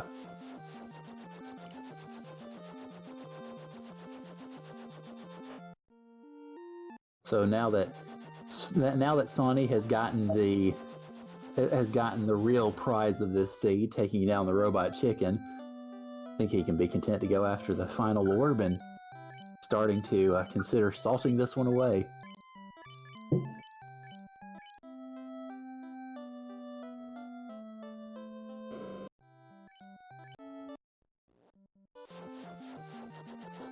So the cube was not required in this seed.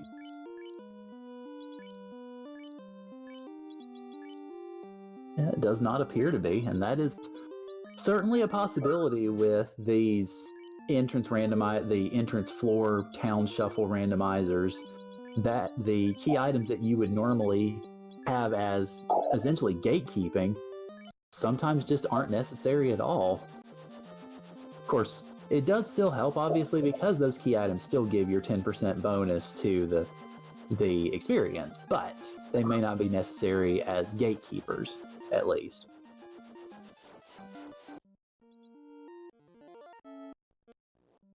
Only going back to do the north side of the marsh split.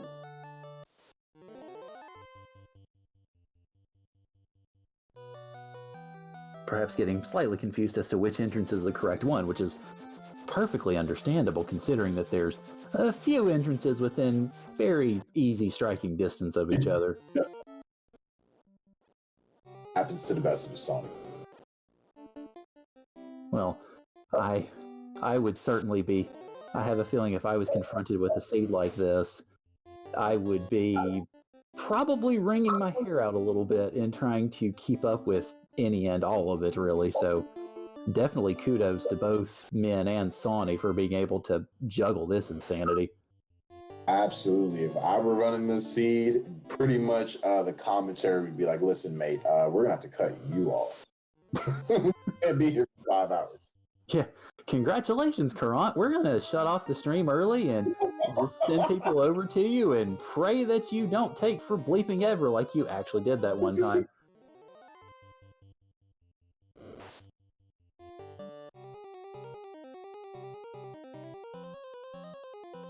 I mean, I have actually had that happen once, so...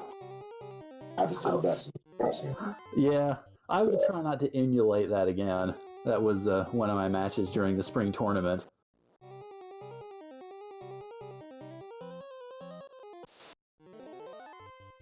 So you think Sony's gonna blitz? I mean, you don't know if they. There is that one shirt. What was it? A ruse? Like a ruse. I know. We've seen a ruse one, or we've seen a ruse shirt. I don't feel like he's really that interested in opening more boxes at this point, though. That's like, if I would remember where that was, I would get that shirt.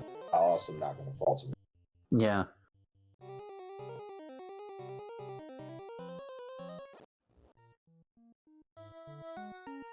Okay, yeah, no, it appears he's not interested at all in box opening. He's just gonna go straight for the orb.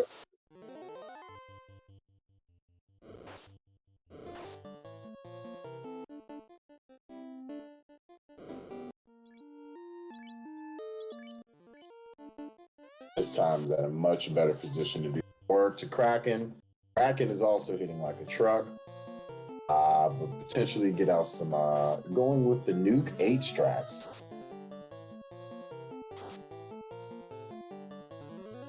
And it looks like Nuke 8 was dealing some good damage there, too.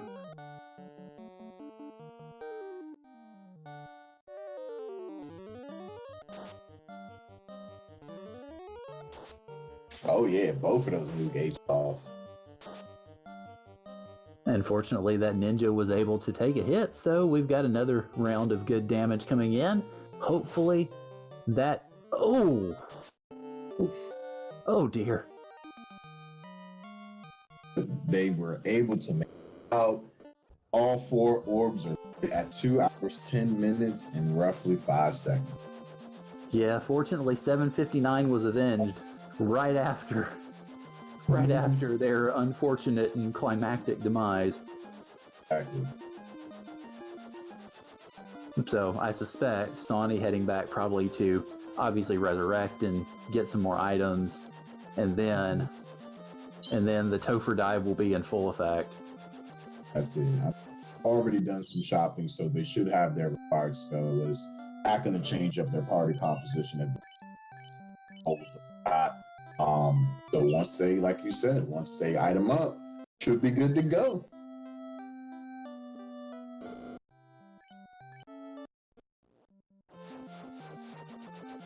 And from here, we will get to see, at least for the first time in this seed, we'll get to see the many joys of the Great Equalizer, although there's nothing to equalize now, unfortunately, because men could not finish the seed.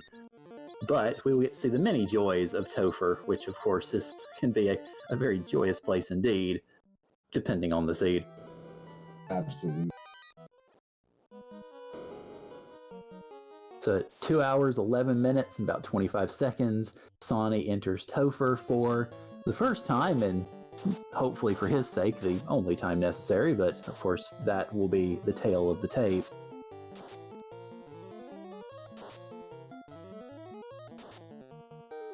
And it looks like he is going to indulge our dinosaur hunting exploits and go after the double T-Rex here, which should get him, 7,000 XP. Ooh, boy.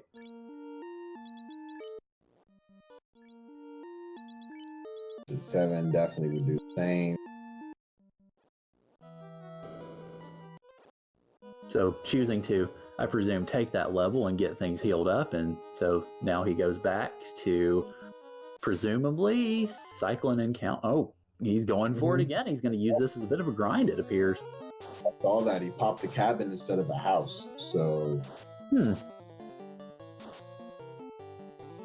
look, with the way everything has been hitting, 3 out of the 4 feeds were hitting like trucks.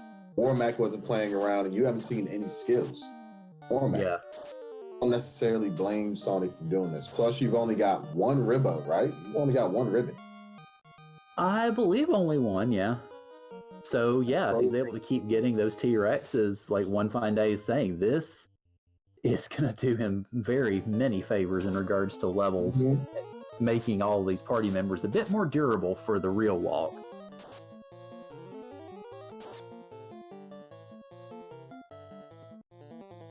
So I feel like this was a little bit of an improvisation on Sawney's part, because I don't think he was intending to do a grind in Topher until he saw those T-Rexes sitting there and then realized what he had potentially at his disposal.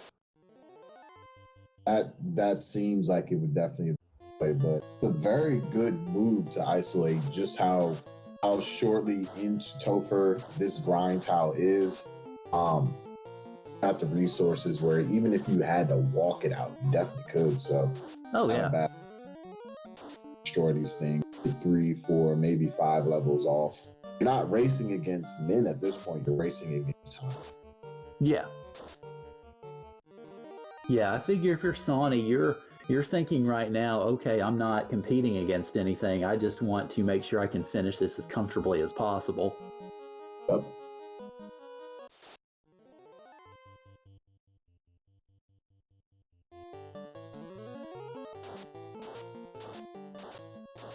See, this is a perfect opportunity to just throw out one of those nuke 8s. Blast everything. Just keep it moving, you know? Yeah.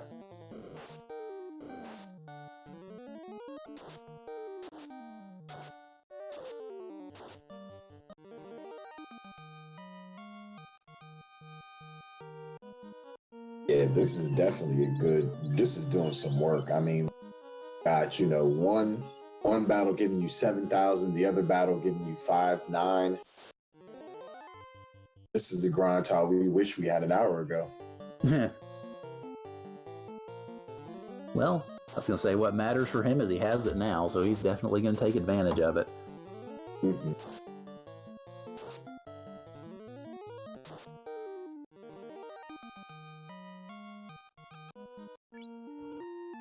So for folks who may have recently joined the stream, welcome to the Final Fantasy Randomizer Irongol Heavy Metal Championship.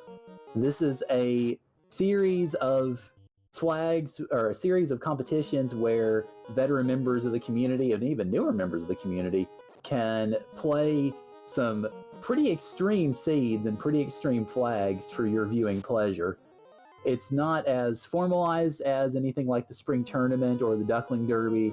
It is simply essentially a rumble for the ages, and we have witnessed 2 of these today as Sawneyrath makes his way to explore the Temple of Fiends properly now that he has gotten a few levels under his belt with that grind.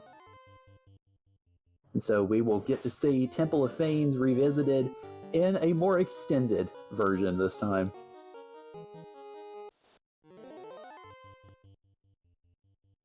Coming into some Wizards again. Start off on them.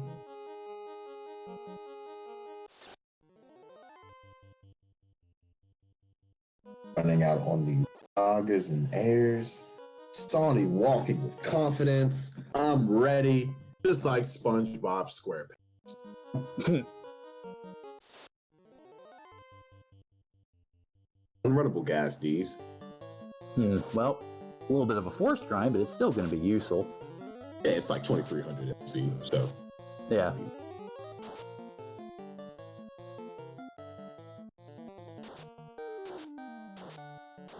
Ooh, thunder. Ouch. Oh, dear. Yeah, Thunder doing some pretty serious thing.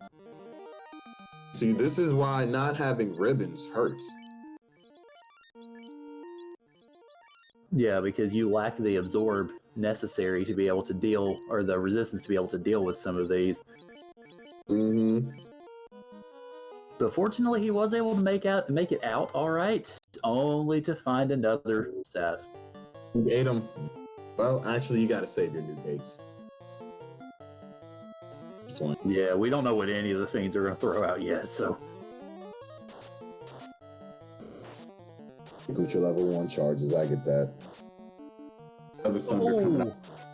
Ooh. Black mage went down, but it's not the white mage, and he's got life. He's got the equivalent of life 1s and also life 2s. Yep. Thunder. Oh, okay, he made it out.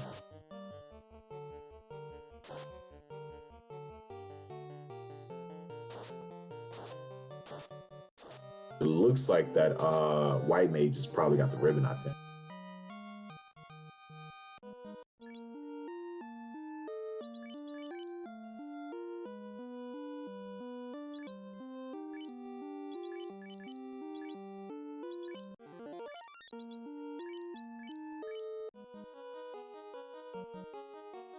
And so after Sawney gets himself fixed up, he runs into a third set of gas Ds. Oh, heavens.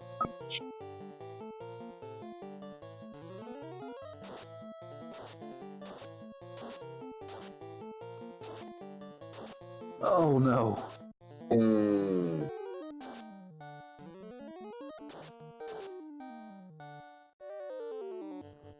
Also, did not know Nuke 8 is okay.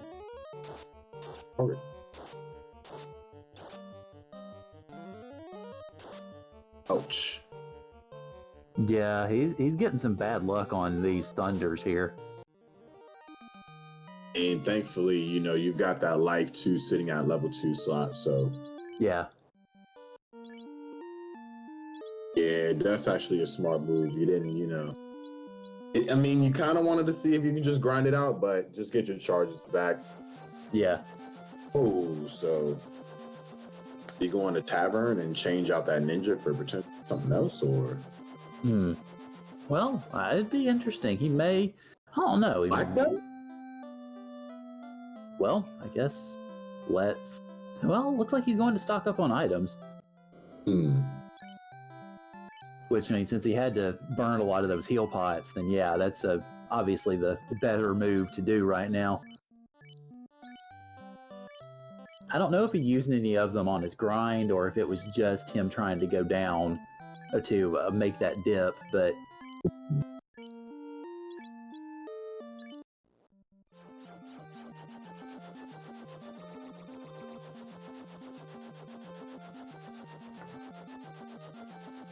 well, Sawney about to go back in, hoping that this is the moment, that this is the time for him to be able to pull off the grind, or be able to pull off the trip this time, and hopefully not run into 1,000 million gas dragons. That was brutal, running into 3 unrunnable gas Ds. Yeah. This is a really terrible earth floor for him.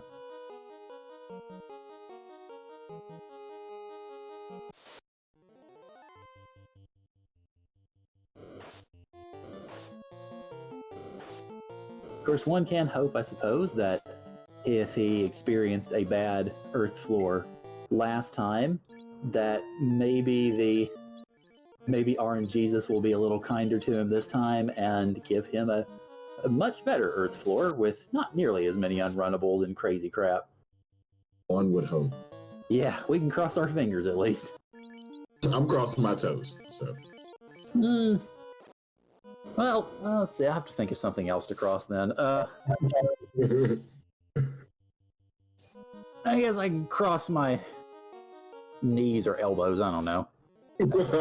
Not to just stick, or I have to try not to get too bendy because, I mean, I am a smidge older than the average bear, so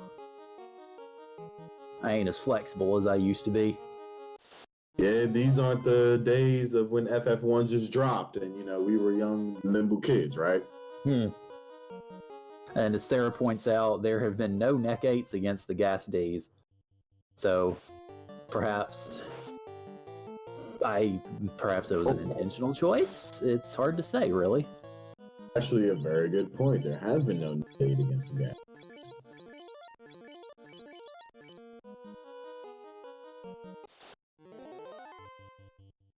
And we have our friends, the Gas Ds.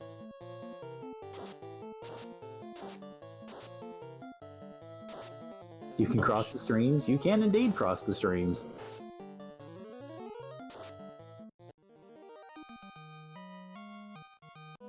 All right, looking like having a slightly better go of it this time. Yeah, made it out of that first set. Well, hopefully there won't be any more sets, but the likelihood, and considering that we saw 3 of them last time. Exactly. Right around here. Yep, it looks like. Yep, there's number 2. And if it's the same part, as soon as he goes down and hooks to the left, run into another one, unfortunately.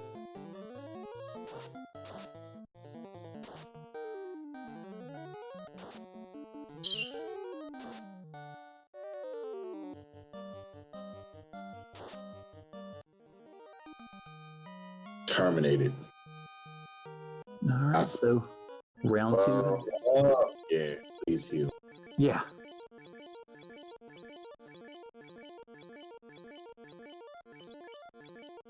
I know as a runner myself, it's really unfortunate when you've got to use this many life potion or this many heal pots this early.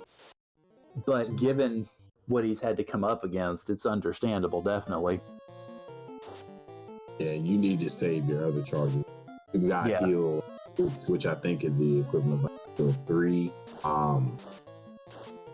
You also got that cure 7 as well. So I mean, like you got some stuff to keep yourself alive, but yeah, burning through those heal pots before you even hit any of the fiends revisited is not the most fun. No, and it looks like he's going to go with the cure strats on this one.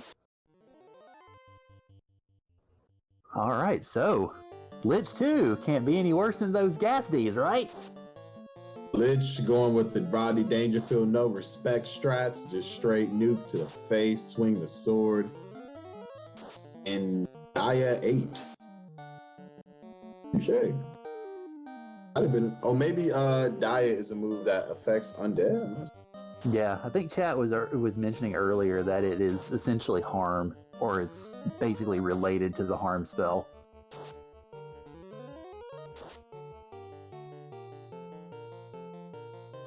And it seems to be the best damage that Sawney's been able to exhibit on Lich 2 so far. I mean, considering the slot, definitely a pretty good move to use. Nothing that important. Oh, and they are finally terminated. The Rodney Dangerfield no respect strats definitely paid off. Wasn't packing anything too serious this time. Yeah. Expected.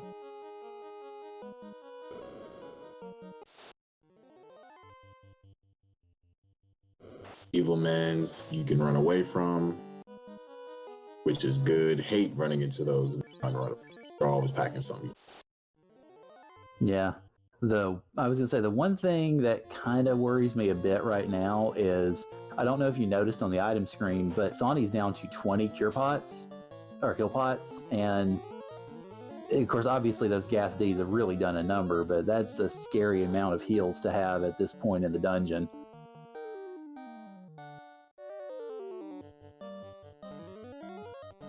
So carry's already cracking and smacking away. Black Mage down. Bit of absorb. Block probably coming next. Yeah, it looked like Carrie had Rot 6 to toss at the White Mage, and it didn't do too much damage, fortunately.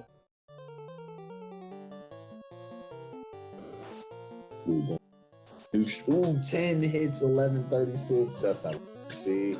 Oh dear. And Oh, that Black Mage unfortunately folded. And I don't think we just saw Gas 7. That's a new one. I don't think I even saw that as any of the spells that anybody could learn or that any other figure had used, either character or monster. 6 coming up. So if I am Sony, yep, around some heal 6, get us up a bit. Then I'm going to try to potentially throw out a lock, because these 10 hits for 110 damage, that absorb is ridiculous. Yeah. And Von Ivan, the men's right reason for forfeiting was not disclosed to us. So it may have been any number of reasons, but unfortunately, men did have to forfeit a little ways ago. I'd say probably 30, 40 minutes ago. So it was unfortunate, but hopefully everything's all right. And men is... well, and hopefully things are well. Hopefully nothing wrong physically or mentally.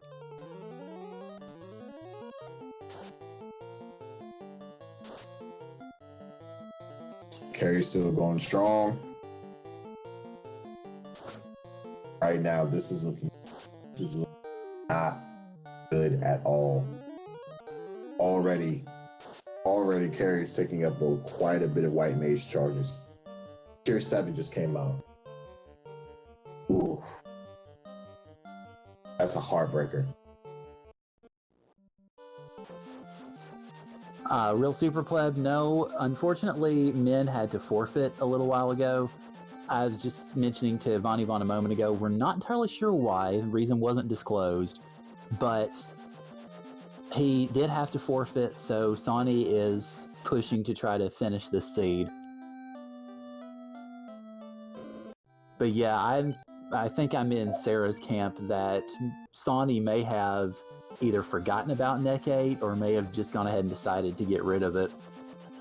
And honestly, I'm not certain which. I didn't get a good look at his weapon inventory last time he had it up. Definitely looking at that.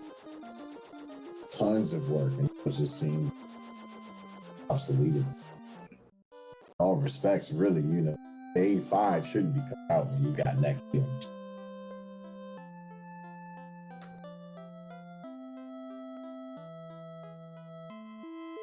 I mean, it is hard to say, Sarah. At least the first thing that kind of came to mind for me was maybe he'd forgotten about it. And for whatever reason, if he had gotten rid of it, I think my prevailing reason would be essentially the reason that I would get rid of something like that, which would be I don't know what it does, but we've seen them using this the whole seed, so I don't know. It's hard to say, really. Definitely gonna check out that thief potentially for a black belt or red mage. Just on the lookout for something. Yeah.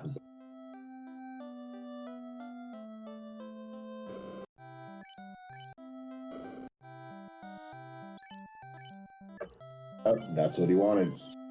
Oh. Ultimate go ham strats. This makes sense in my opinion. Granted, I mean, like I said, you know, that kind of think back to the man. You had the tail, you knew where the black belt was earlier. So it's kind of like I lost all that MDEF, but at the end of the day, get that master up to 42, go ham. Yeah, that looks like that's the play he's going to make. It's admittedly one that I'm not very familiar with because I don't know that I've ever run a black mage in any of the seeds that I've practiced on or competed in, but it's one that I've seen obviously discussed a lot on the Discord, and it seems to have its definite advantages in a way, but you also have to kind of know how to use a black belt. Yeah, so with the black belt, it's interesting because in a seed like this, especially with Irongol, my thing is the black belt for, say, the spring tournament, got to be more crafty because you're going to invest a lot of time grinding, you know, to get upper levels and also to not lose your MDEF. You use your tail on the black belt. Want to make sure you hit at least level 32. So you have to make sure that you spend a proper amount of time grinding. In so long as you can overcome that slump, once you hit that point, there's no return. You blast through virtually everything. Fast up, got, you know, ruse and invis sitting on your black belt. You can hold A and pray on a lot.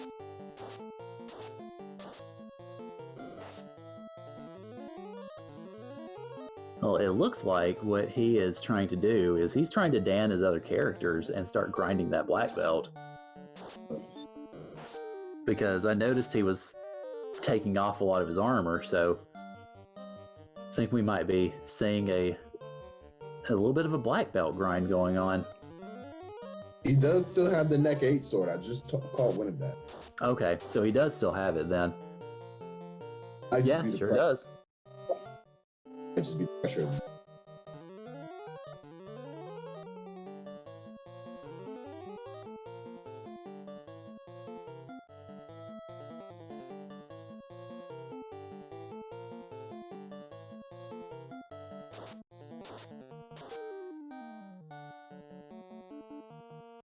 Oh no, that black belt just went.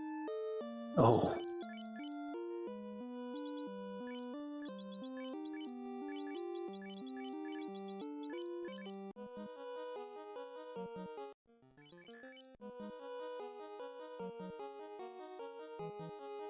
So it looks like the way that he arranged his armor and set it up there, it looks like he's going for a 2-man grind now. Because he put a fair bit of armor back on that white mage. I suppose just in case anything happened to the black belt, he could keep the white mage up and then obviously pull the black belt back up. Yeah, and with all the EXP that you're getting from, you know, you're getting what, 14,000 EXP? Yeah. Yeah, it's definitely a very worthy grind. I mean, it was a worthy grind already, and now that you've got 2 party members, Dan, it's even better. Mhm.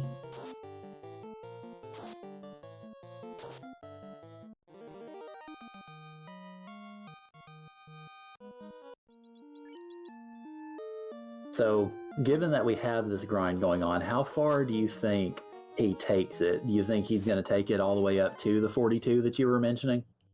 Yeah, I think so, because you just get that extra hit, and then you're at level 42. You feel at level 42, in my opinion, you feel confident in that even if your white mage dropped, as long as you've got the HP, you can hold A and just figure it out. You hit A and just smack things around. That's it.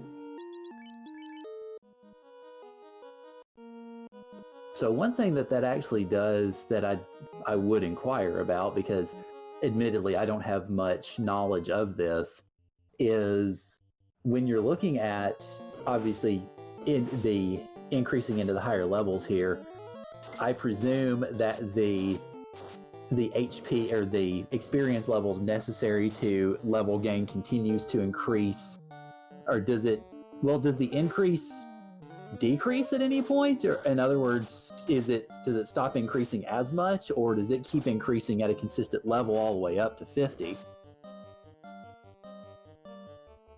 That's a good question, actually. I want to say it stays consistent, but I can't quote you on that. Yeah, it was just something that I was thinking. I'm going, okay, so is it going to continually take more battles to get leveled all the way up to the top, or is it going to plateau at some point? Because I've seen games that do both effectively.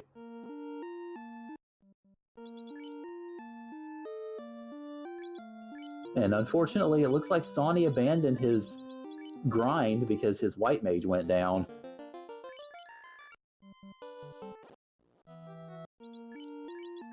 Admittedly, considering the levels that he had gotten, I'm a little surprised he didn't just finish out that battle and then, I mean, I suppose he wasn't sure he could walk out, but I'm a little surprised that he chose to go down, or that he chose to reset it. Me too. That was a lot of time invested. Even though you're not going against anymore, that's still enough time invested where I would have tried walking it out. Just because if you're going to reset, I mean, you're going to back up at this virtual point. But yeah. And one fine day, mentioning he finally remembered that next sword. Well, it's certainly not a criticism in the slightest, because I mean, for heaven's sake, my conduct during the spring tournament should give any. I have no business throwing stones or pointing fingers, because I know in my first match I completely forgot ordeals existed, and it cost me a lot of time in my first match against Sawney.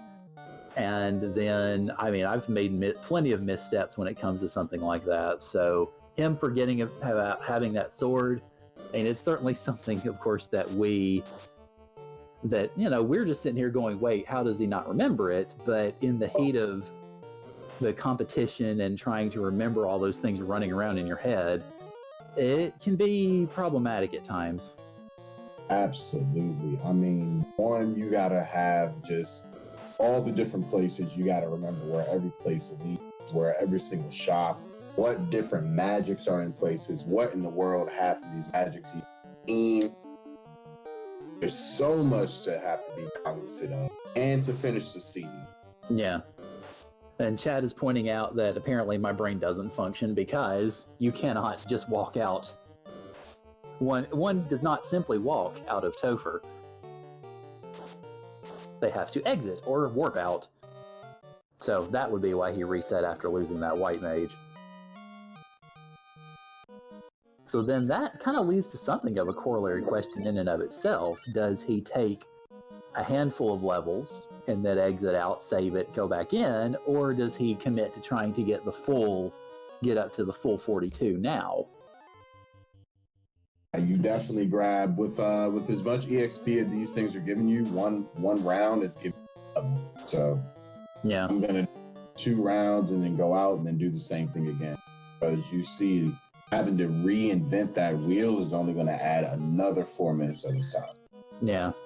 Well, the good news is, at the very least, he's using those Roost 6s on the White Mage, so he's definitely planning is definitely wanting to mitigate any sort of physical attacks.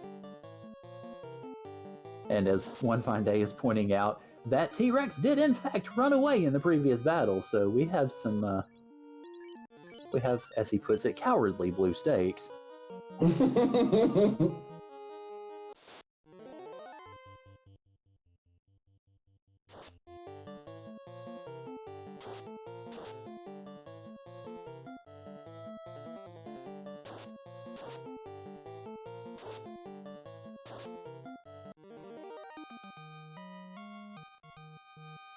Level 39.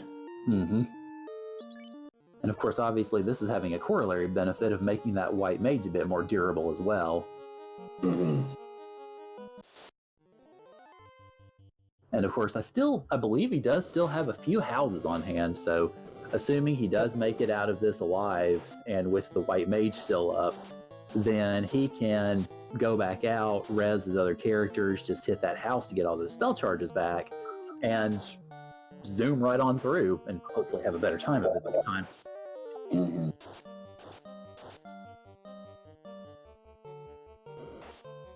Yeah, I think a difference maker especially is going to be going back up against Carrie.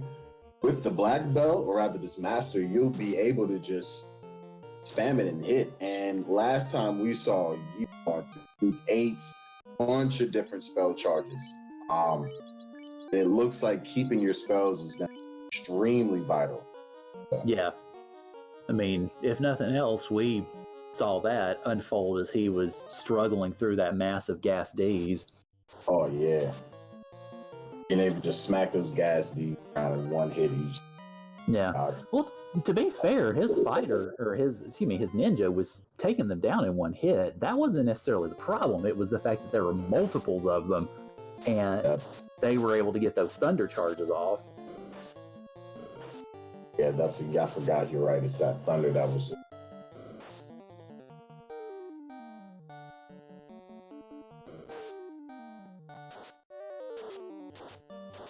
But at the very least, I mean, what we are seeing here, and what is definitely very much to Sawney's credit, is he took that Topher dive and got a fair ways in, and then realized that the strategy that he'd had in place was not going to work. So he improvised it. He completely changed his strategy.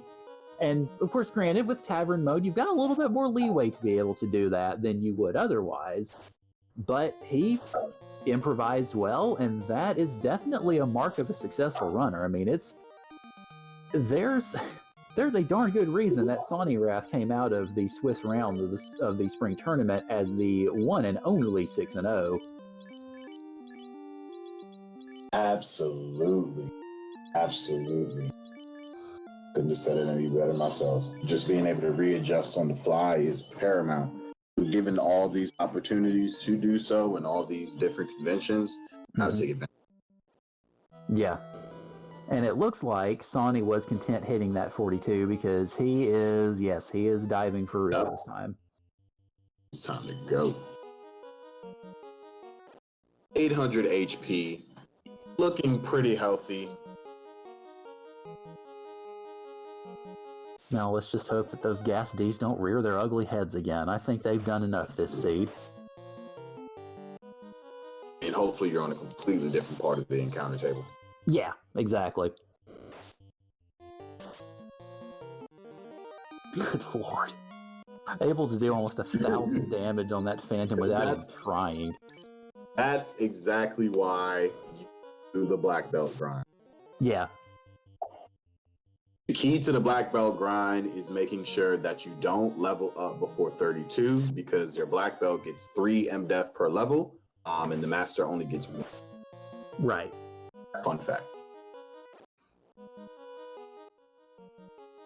Yeah, I think in practice, well, all of my seeds are practice seeds now because I got boot firmly applied to butt and flung out of the spring tournament in utter disgrace.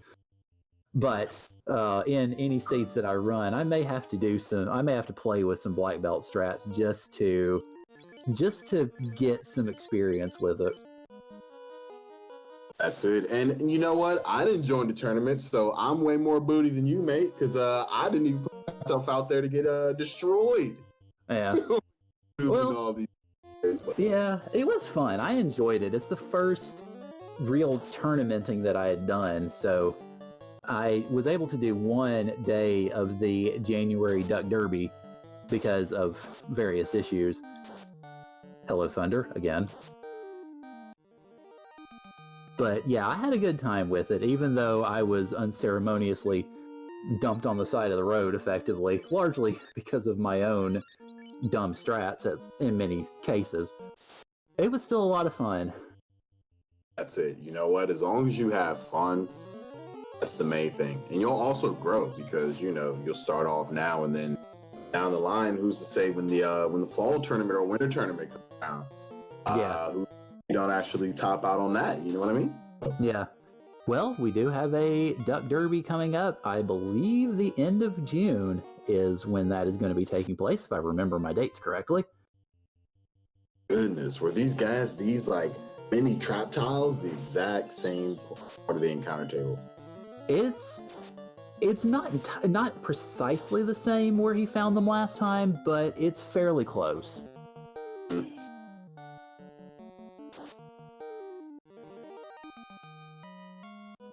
Looks like we got through it though without burning off all those resources, which is absolutely amazing. That's very good. Yeah, he's in a much better position to go after these fiends this time. So I feel really. Yeah, I feel like this is gonna be. I think this is gonna be the run. Although apparently Lich would disagree with me. Thunder straight off the dome. But with 17 hits at 1200 damage. 17 hits. Jesus. Again, this run the black belt to level 40. I mean, good heavens. That's just basically like that's basically like you're interposing Goku in the middle of Dragon Ball Z on a fiend. His version of Super Saiyan. Yeah, Super Saiyan 17.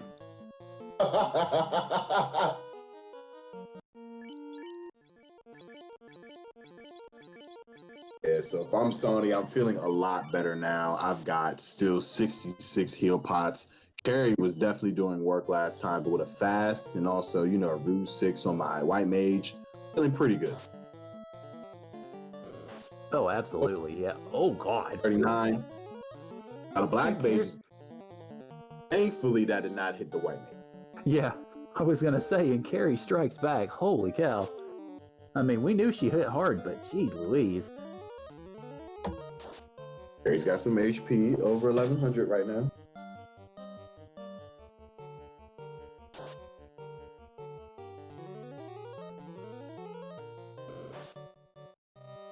I was going to say, and unfortunately, Carrie is definitely arguing with the concept that she is any form of a speed bump. Oh no, not today, but thankfully she's been terminated. And so now we are on to the water floor. So let's see what Kraken has in store this time. And Blue D's.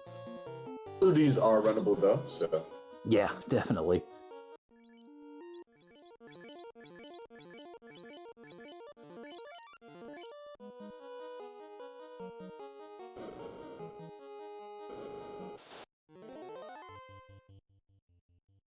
Runnable worms, but take care of those with some hot 6s. Yeah, I was gonna say, fortunately, worms aren't nearly as scary as the gas days that we were witnessing. Mm-hmm. The use of the neck aid sword. Yeah.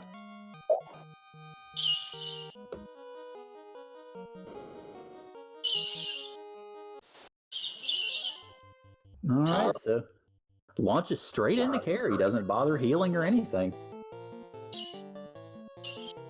Or not carry, Kraken, sorry. Going with some ruse.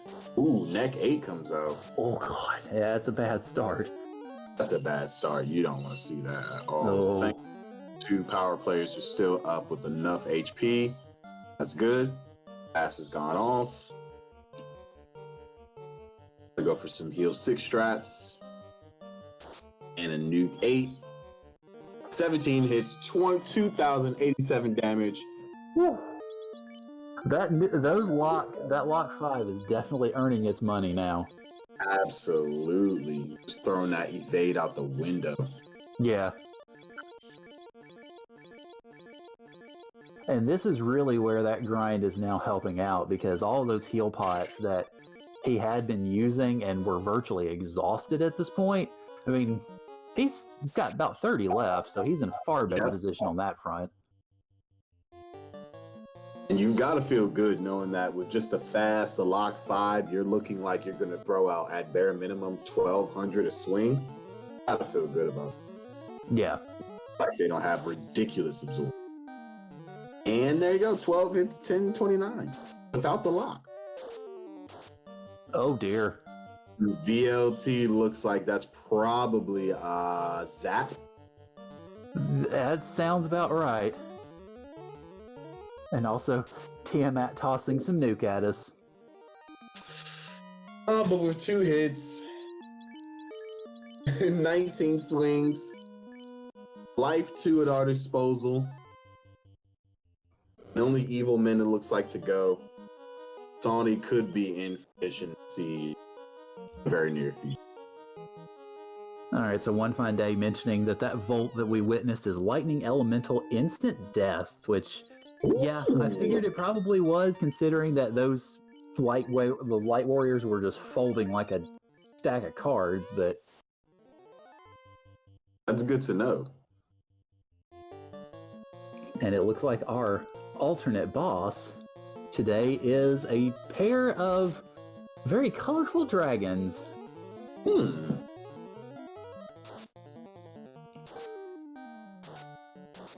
I forget the name of the 2-headed dragon in FF7. That's like in the ice cavern. Yeah, I know what you're talking about. Also, very good move for Sawney to put that wall 8 on, because the Volt 8 came out to play immediately afterward and had no effect that time. Yeah, 7 not doing too much work, which is good.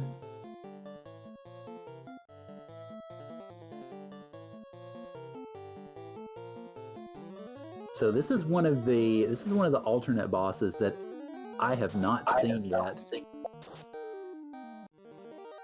And GG, looks like we are done.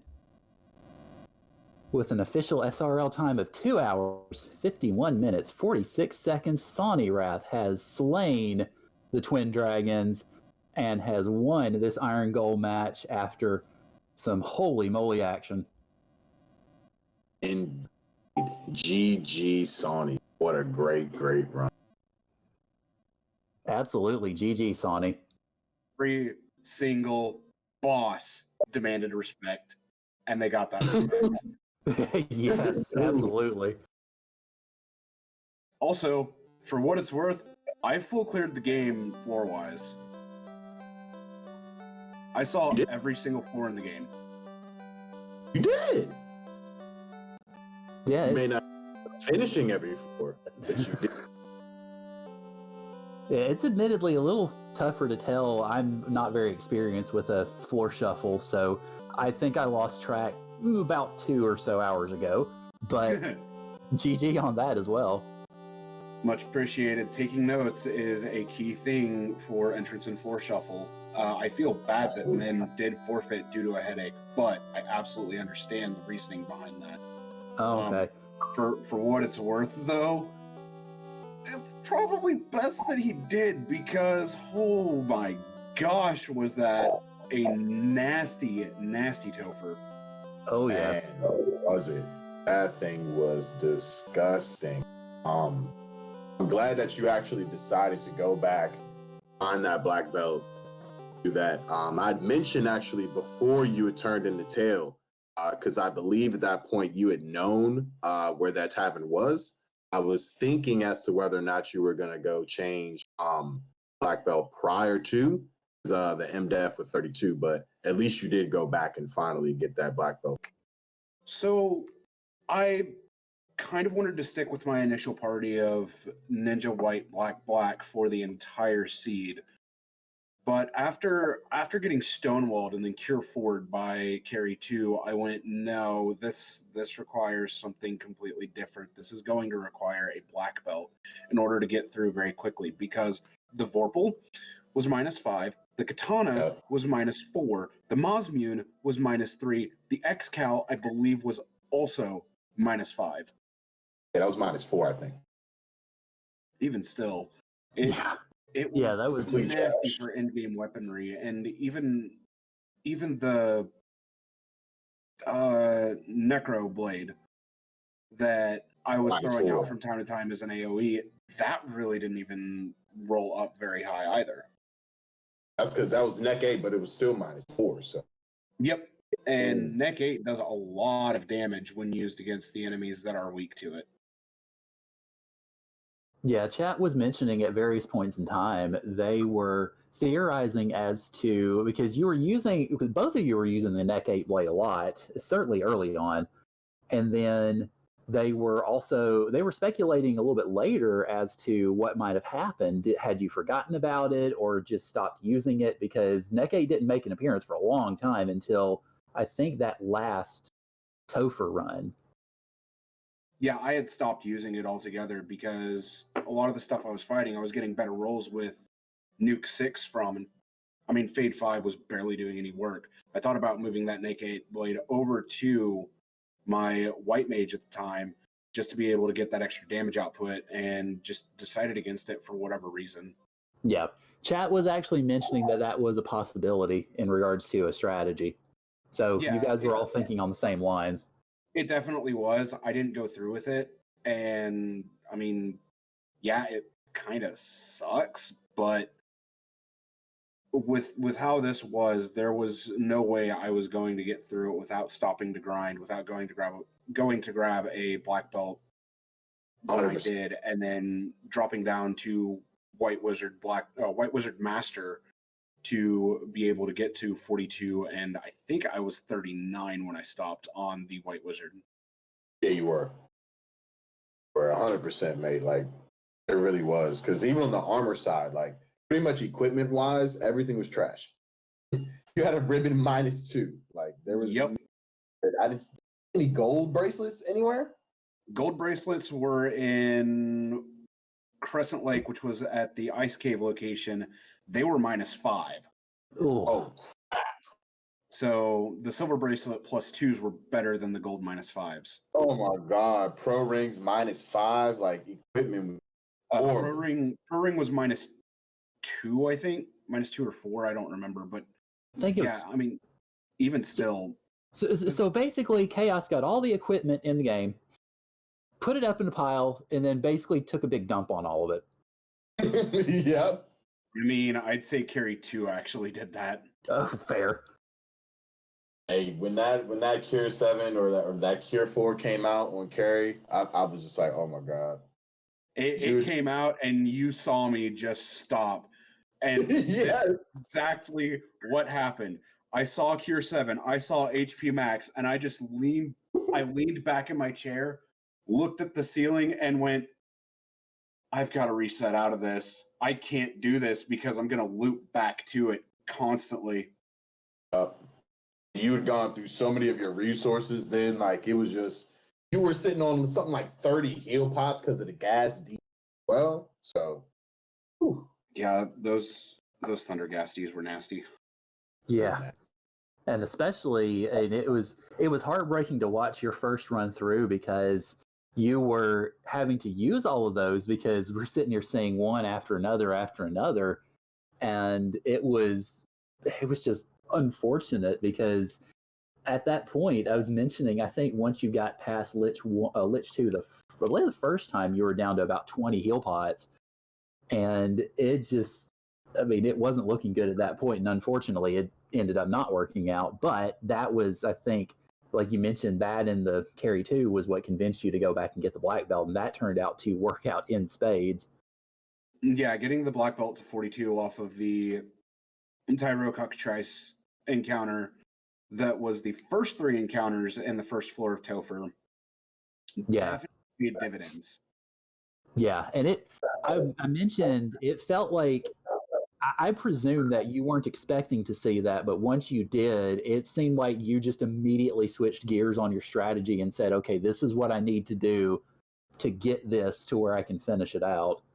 Yeah, I saw that encounter and I came to a screeching halt because I knew, just somewhere inside, I knew that there was going to be a massively difficult encounter here in Topher, because the bosses are clamped at 100%. So they're going to have at least their vanilla HP values. Mm-hmm. I really think most of these rolled closer to the 300% range, though. Yep, I think so too. Maybe Yeah, it seemed that way.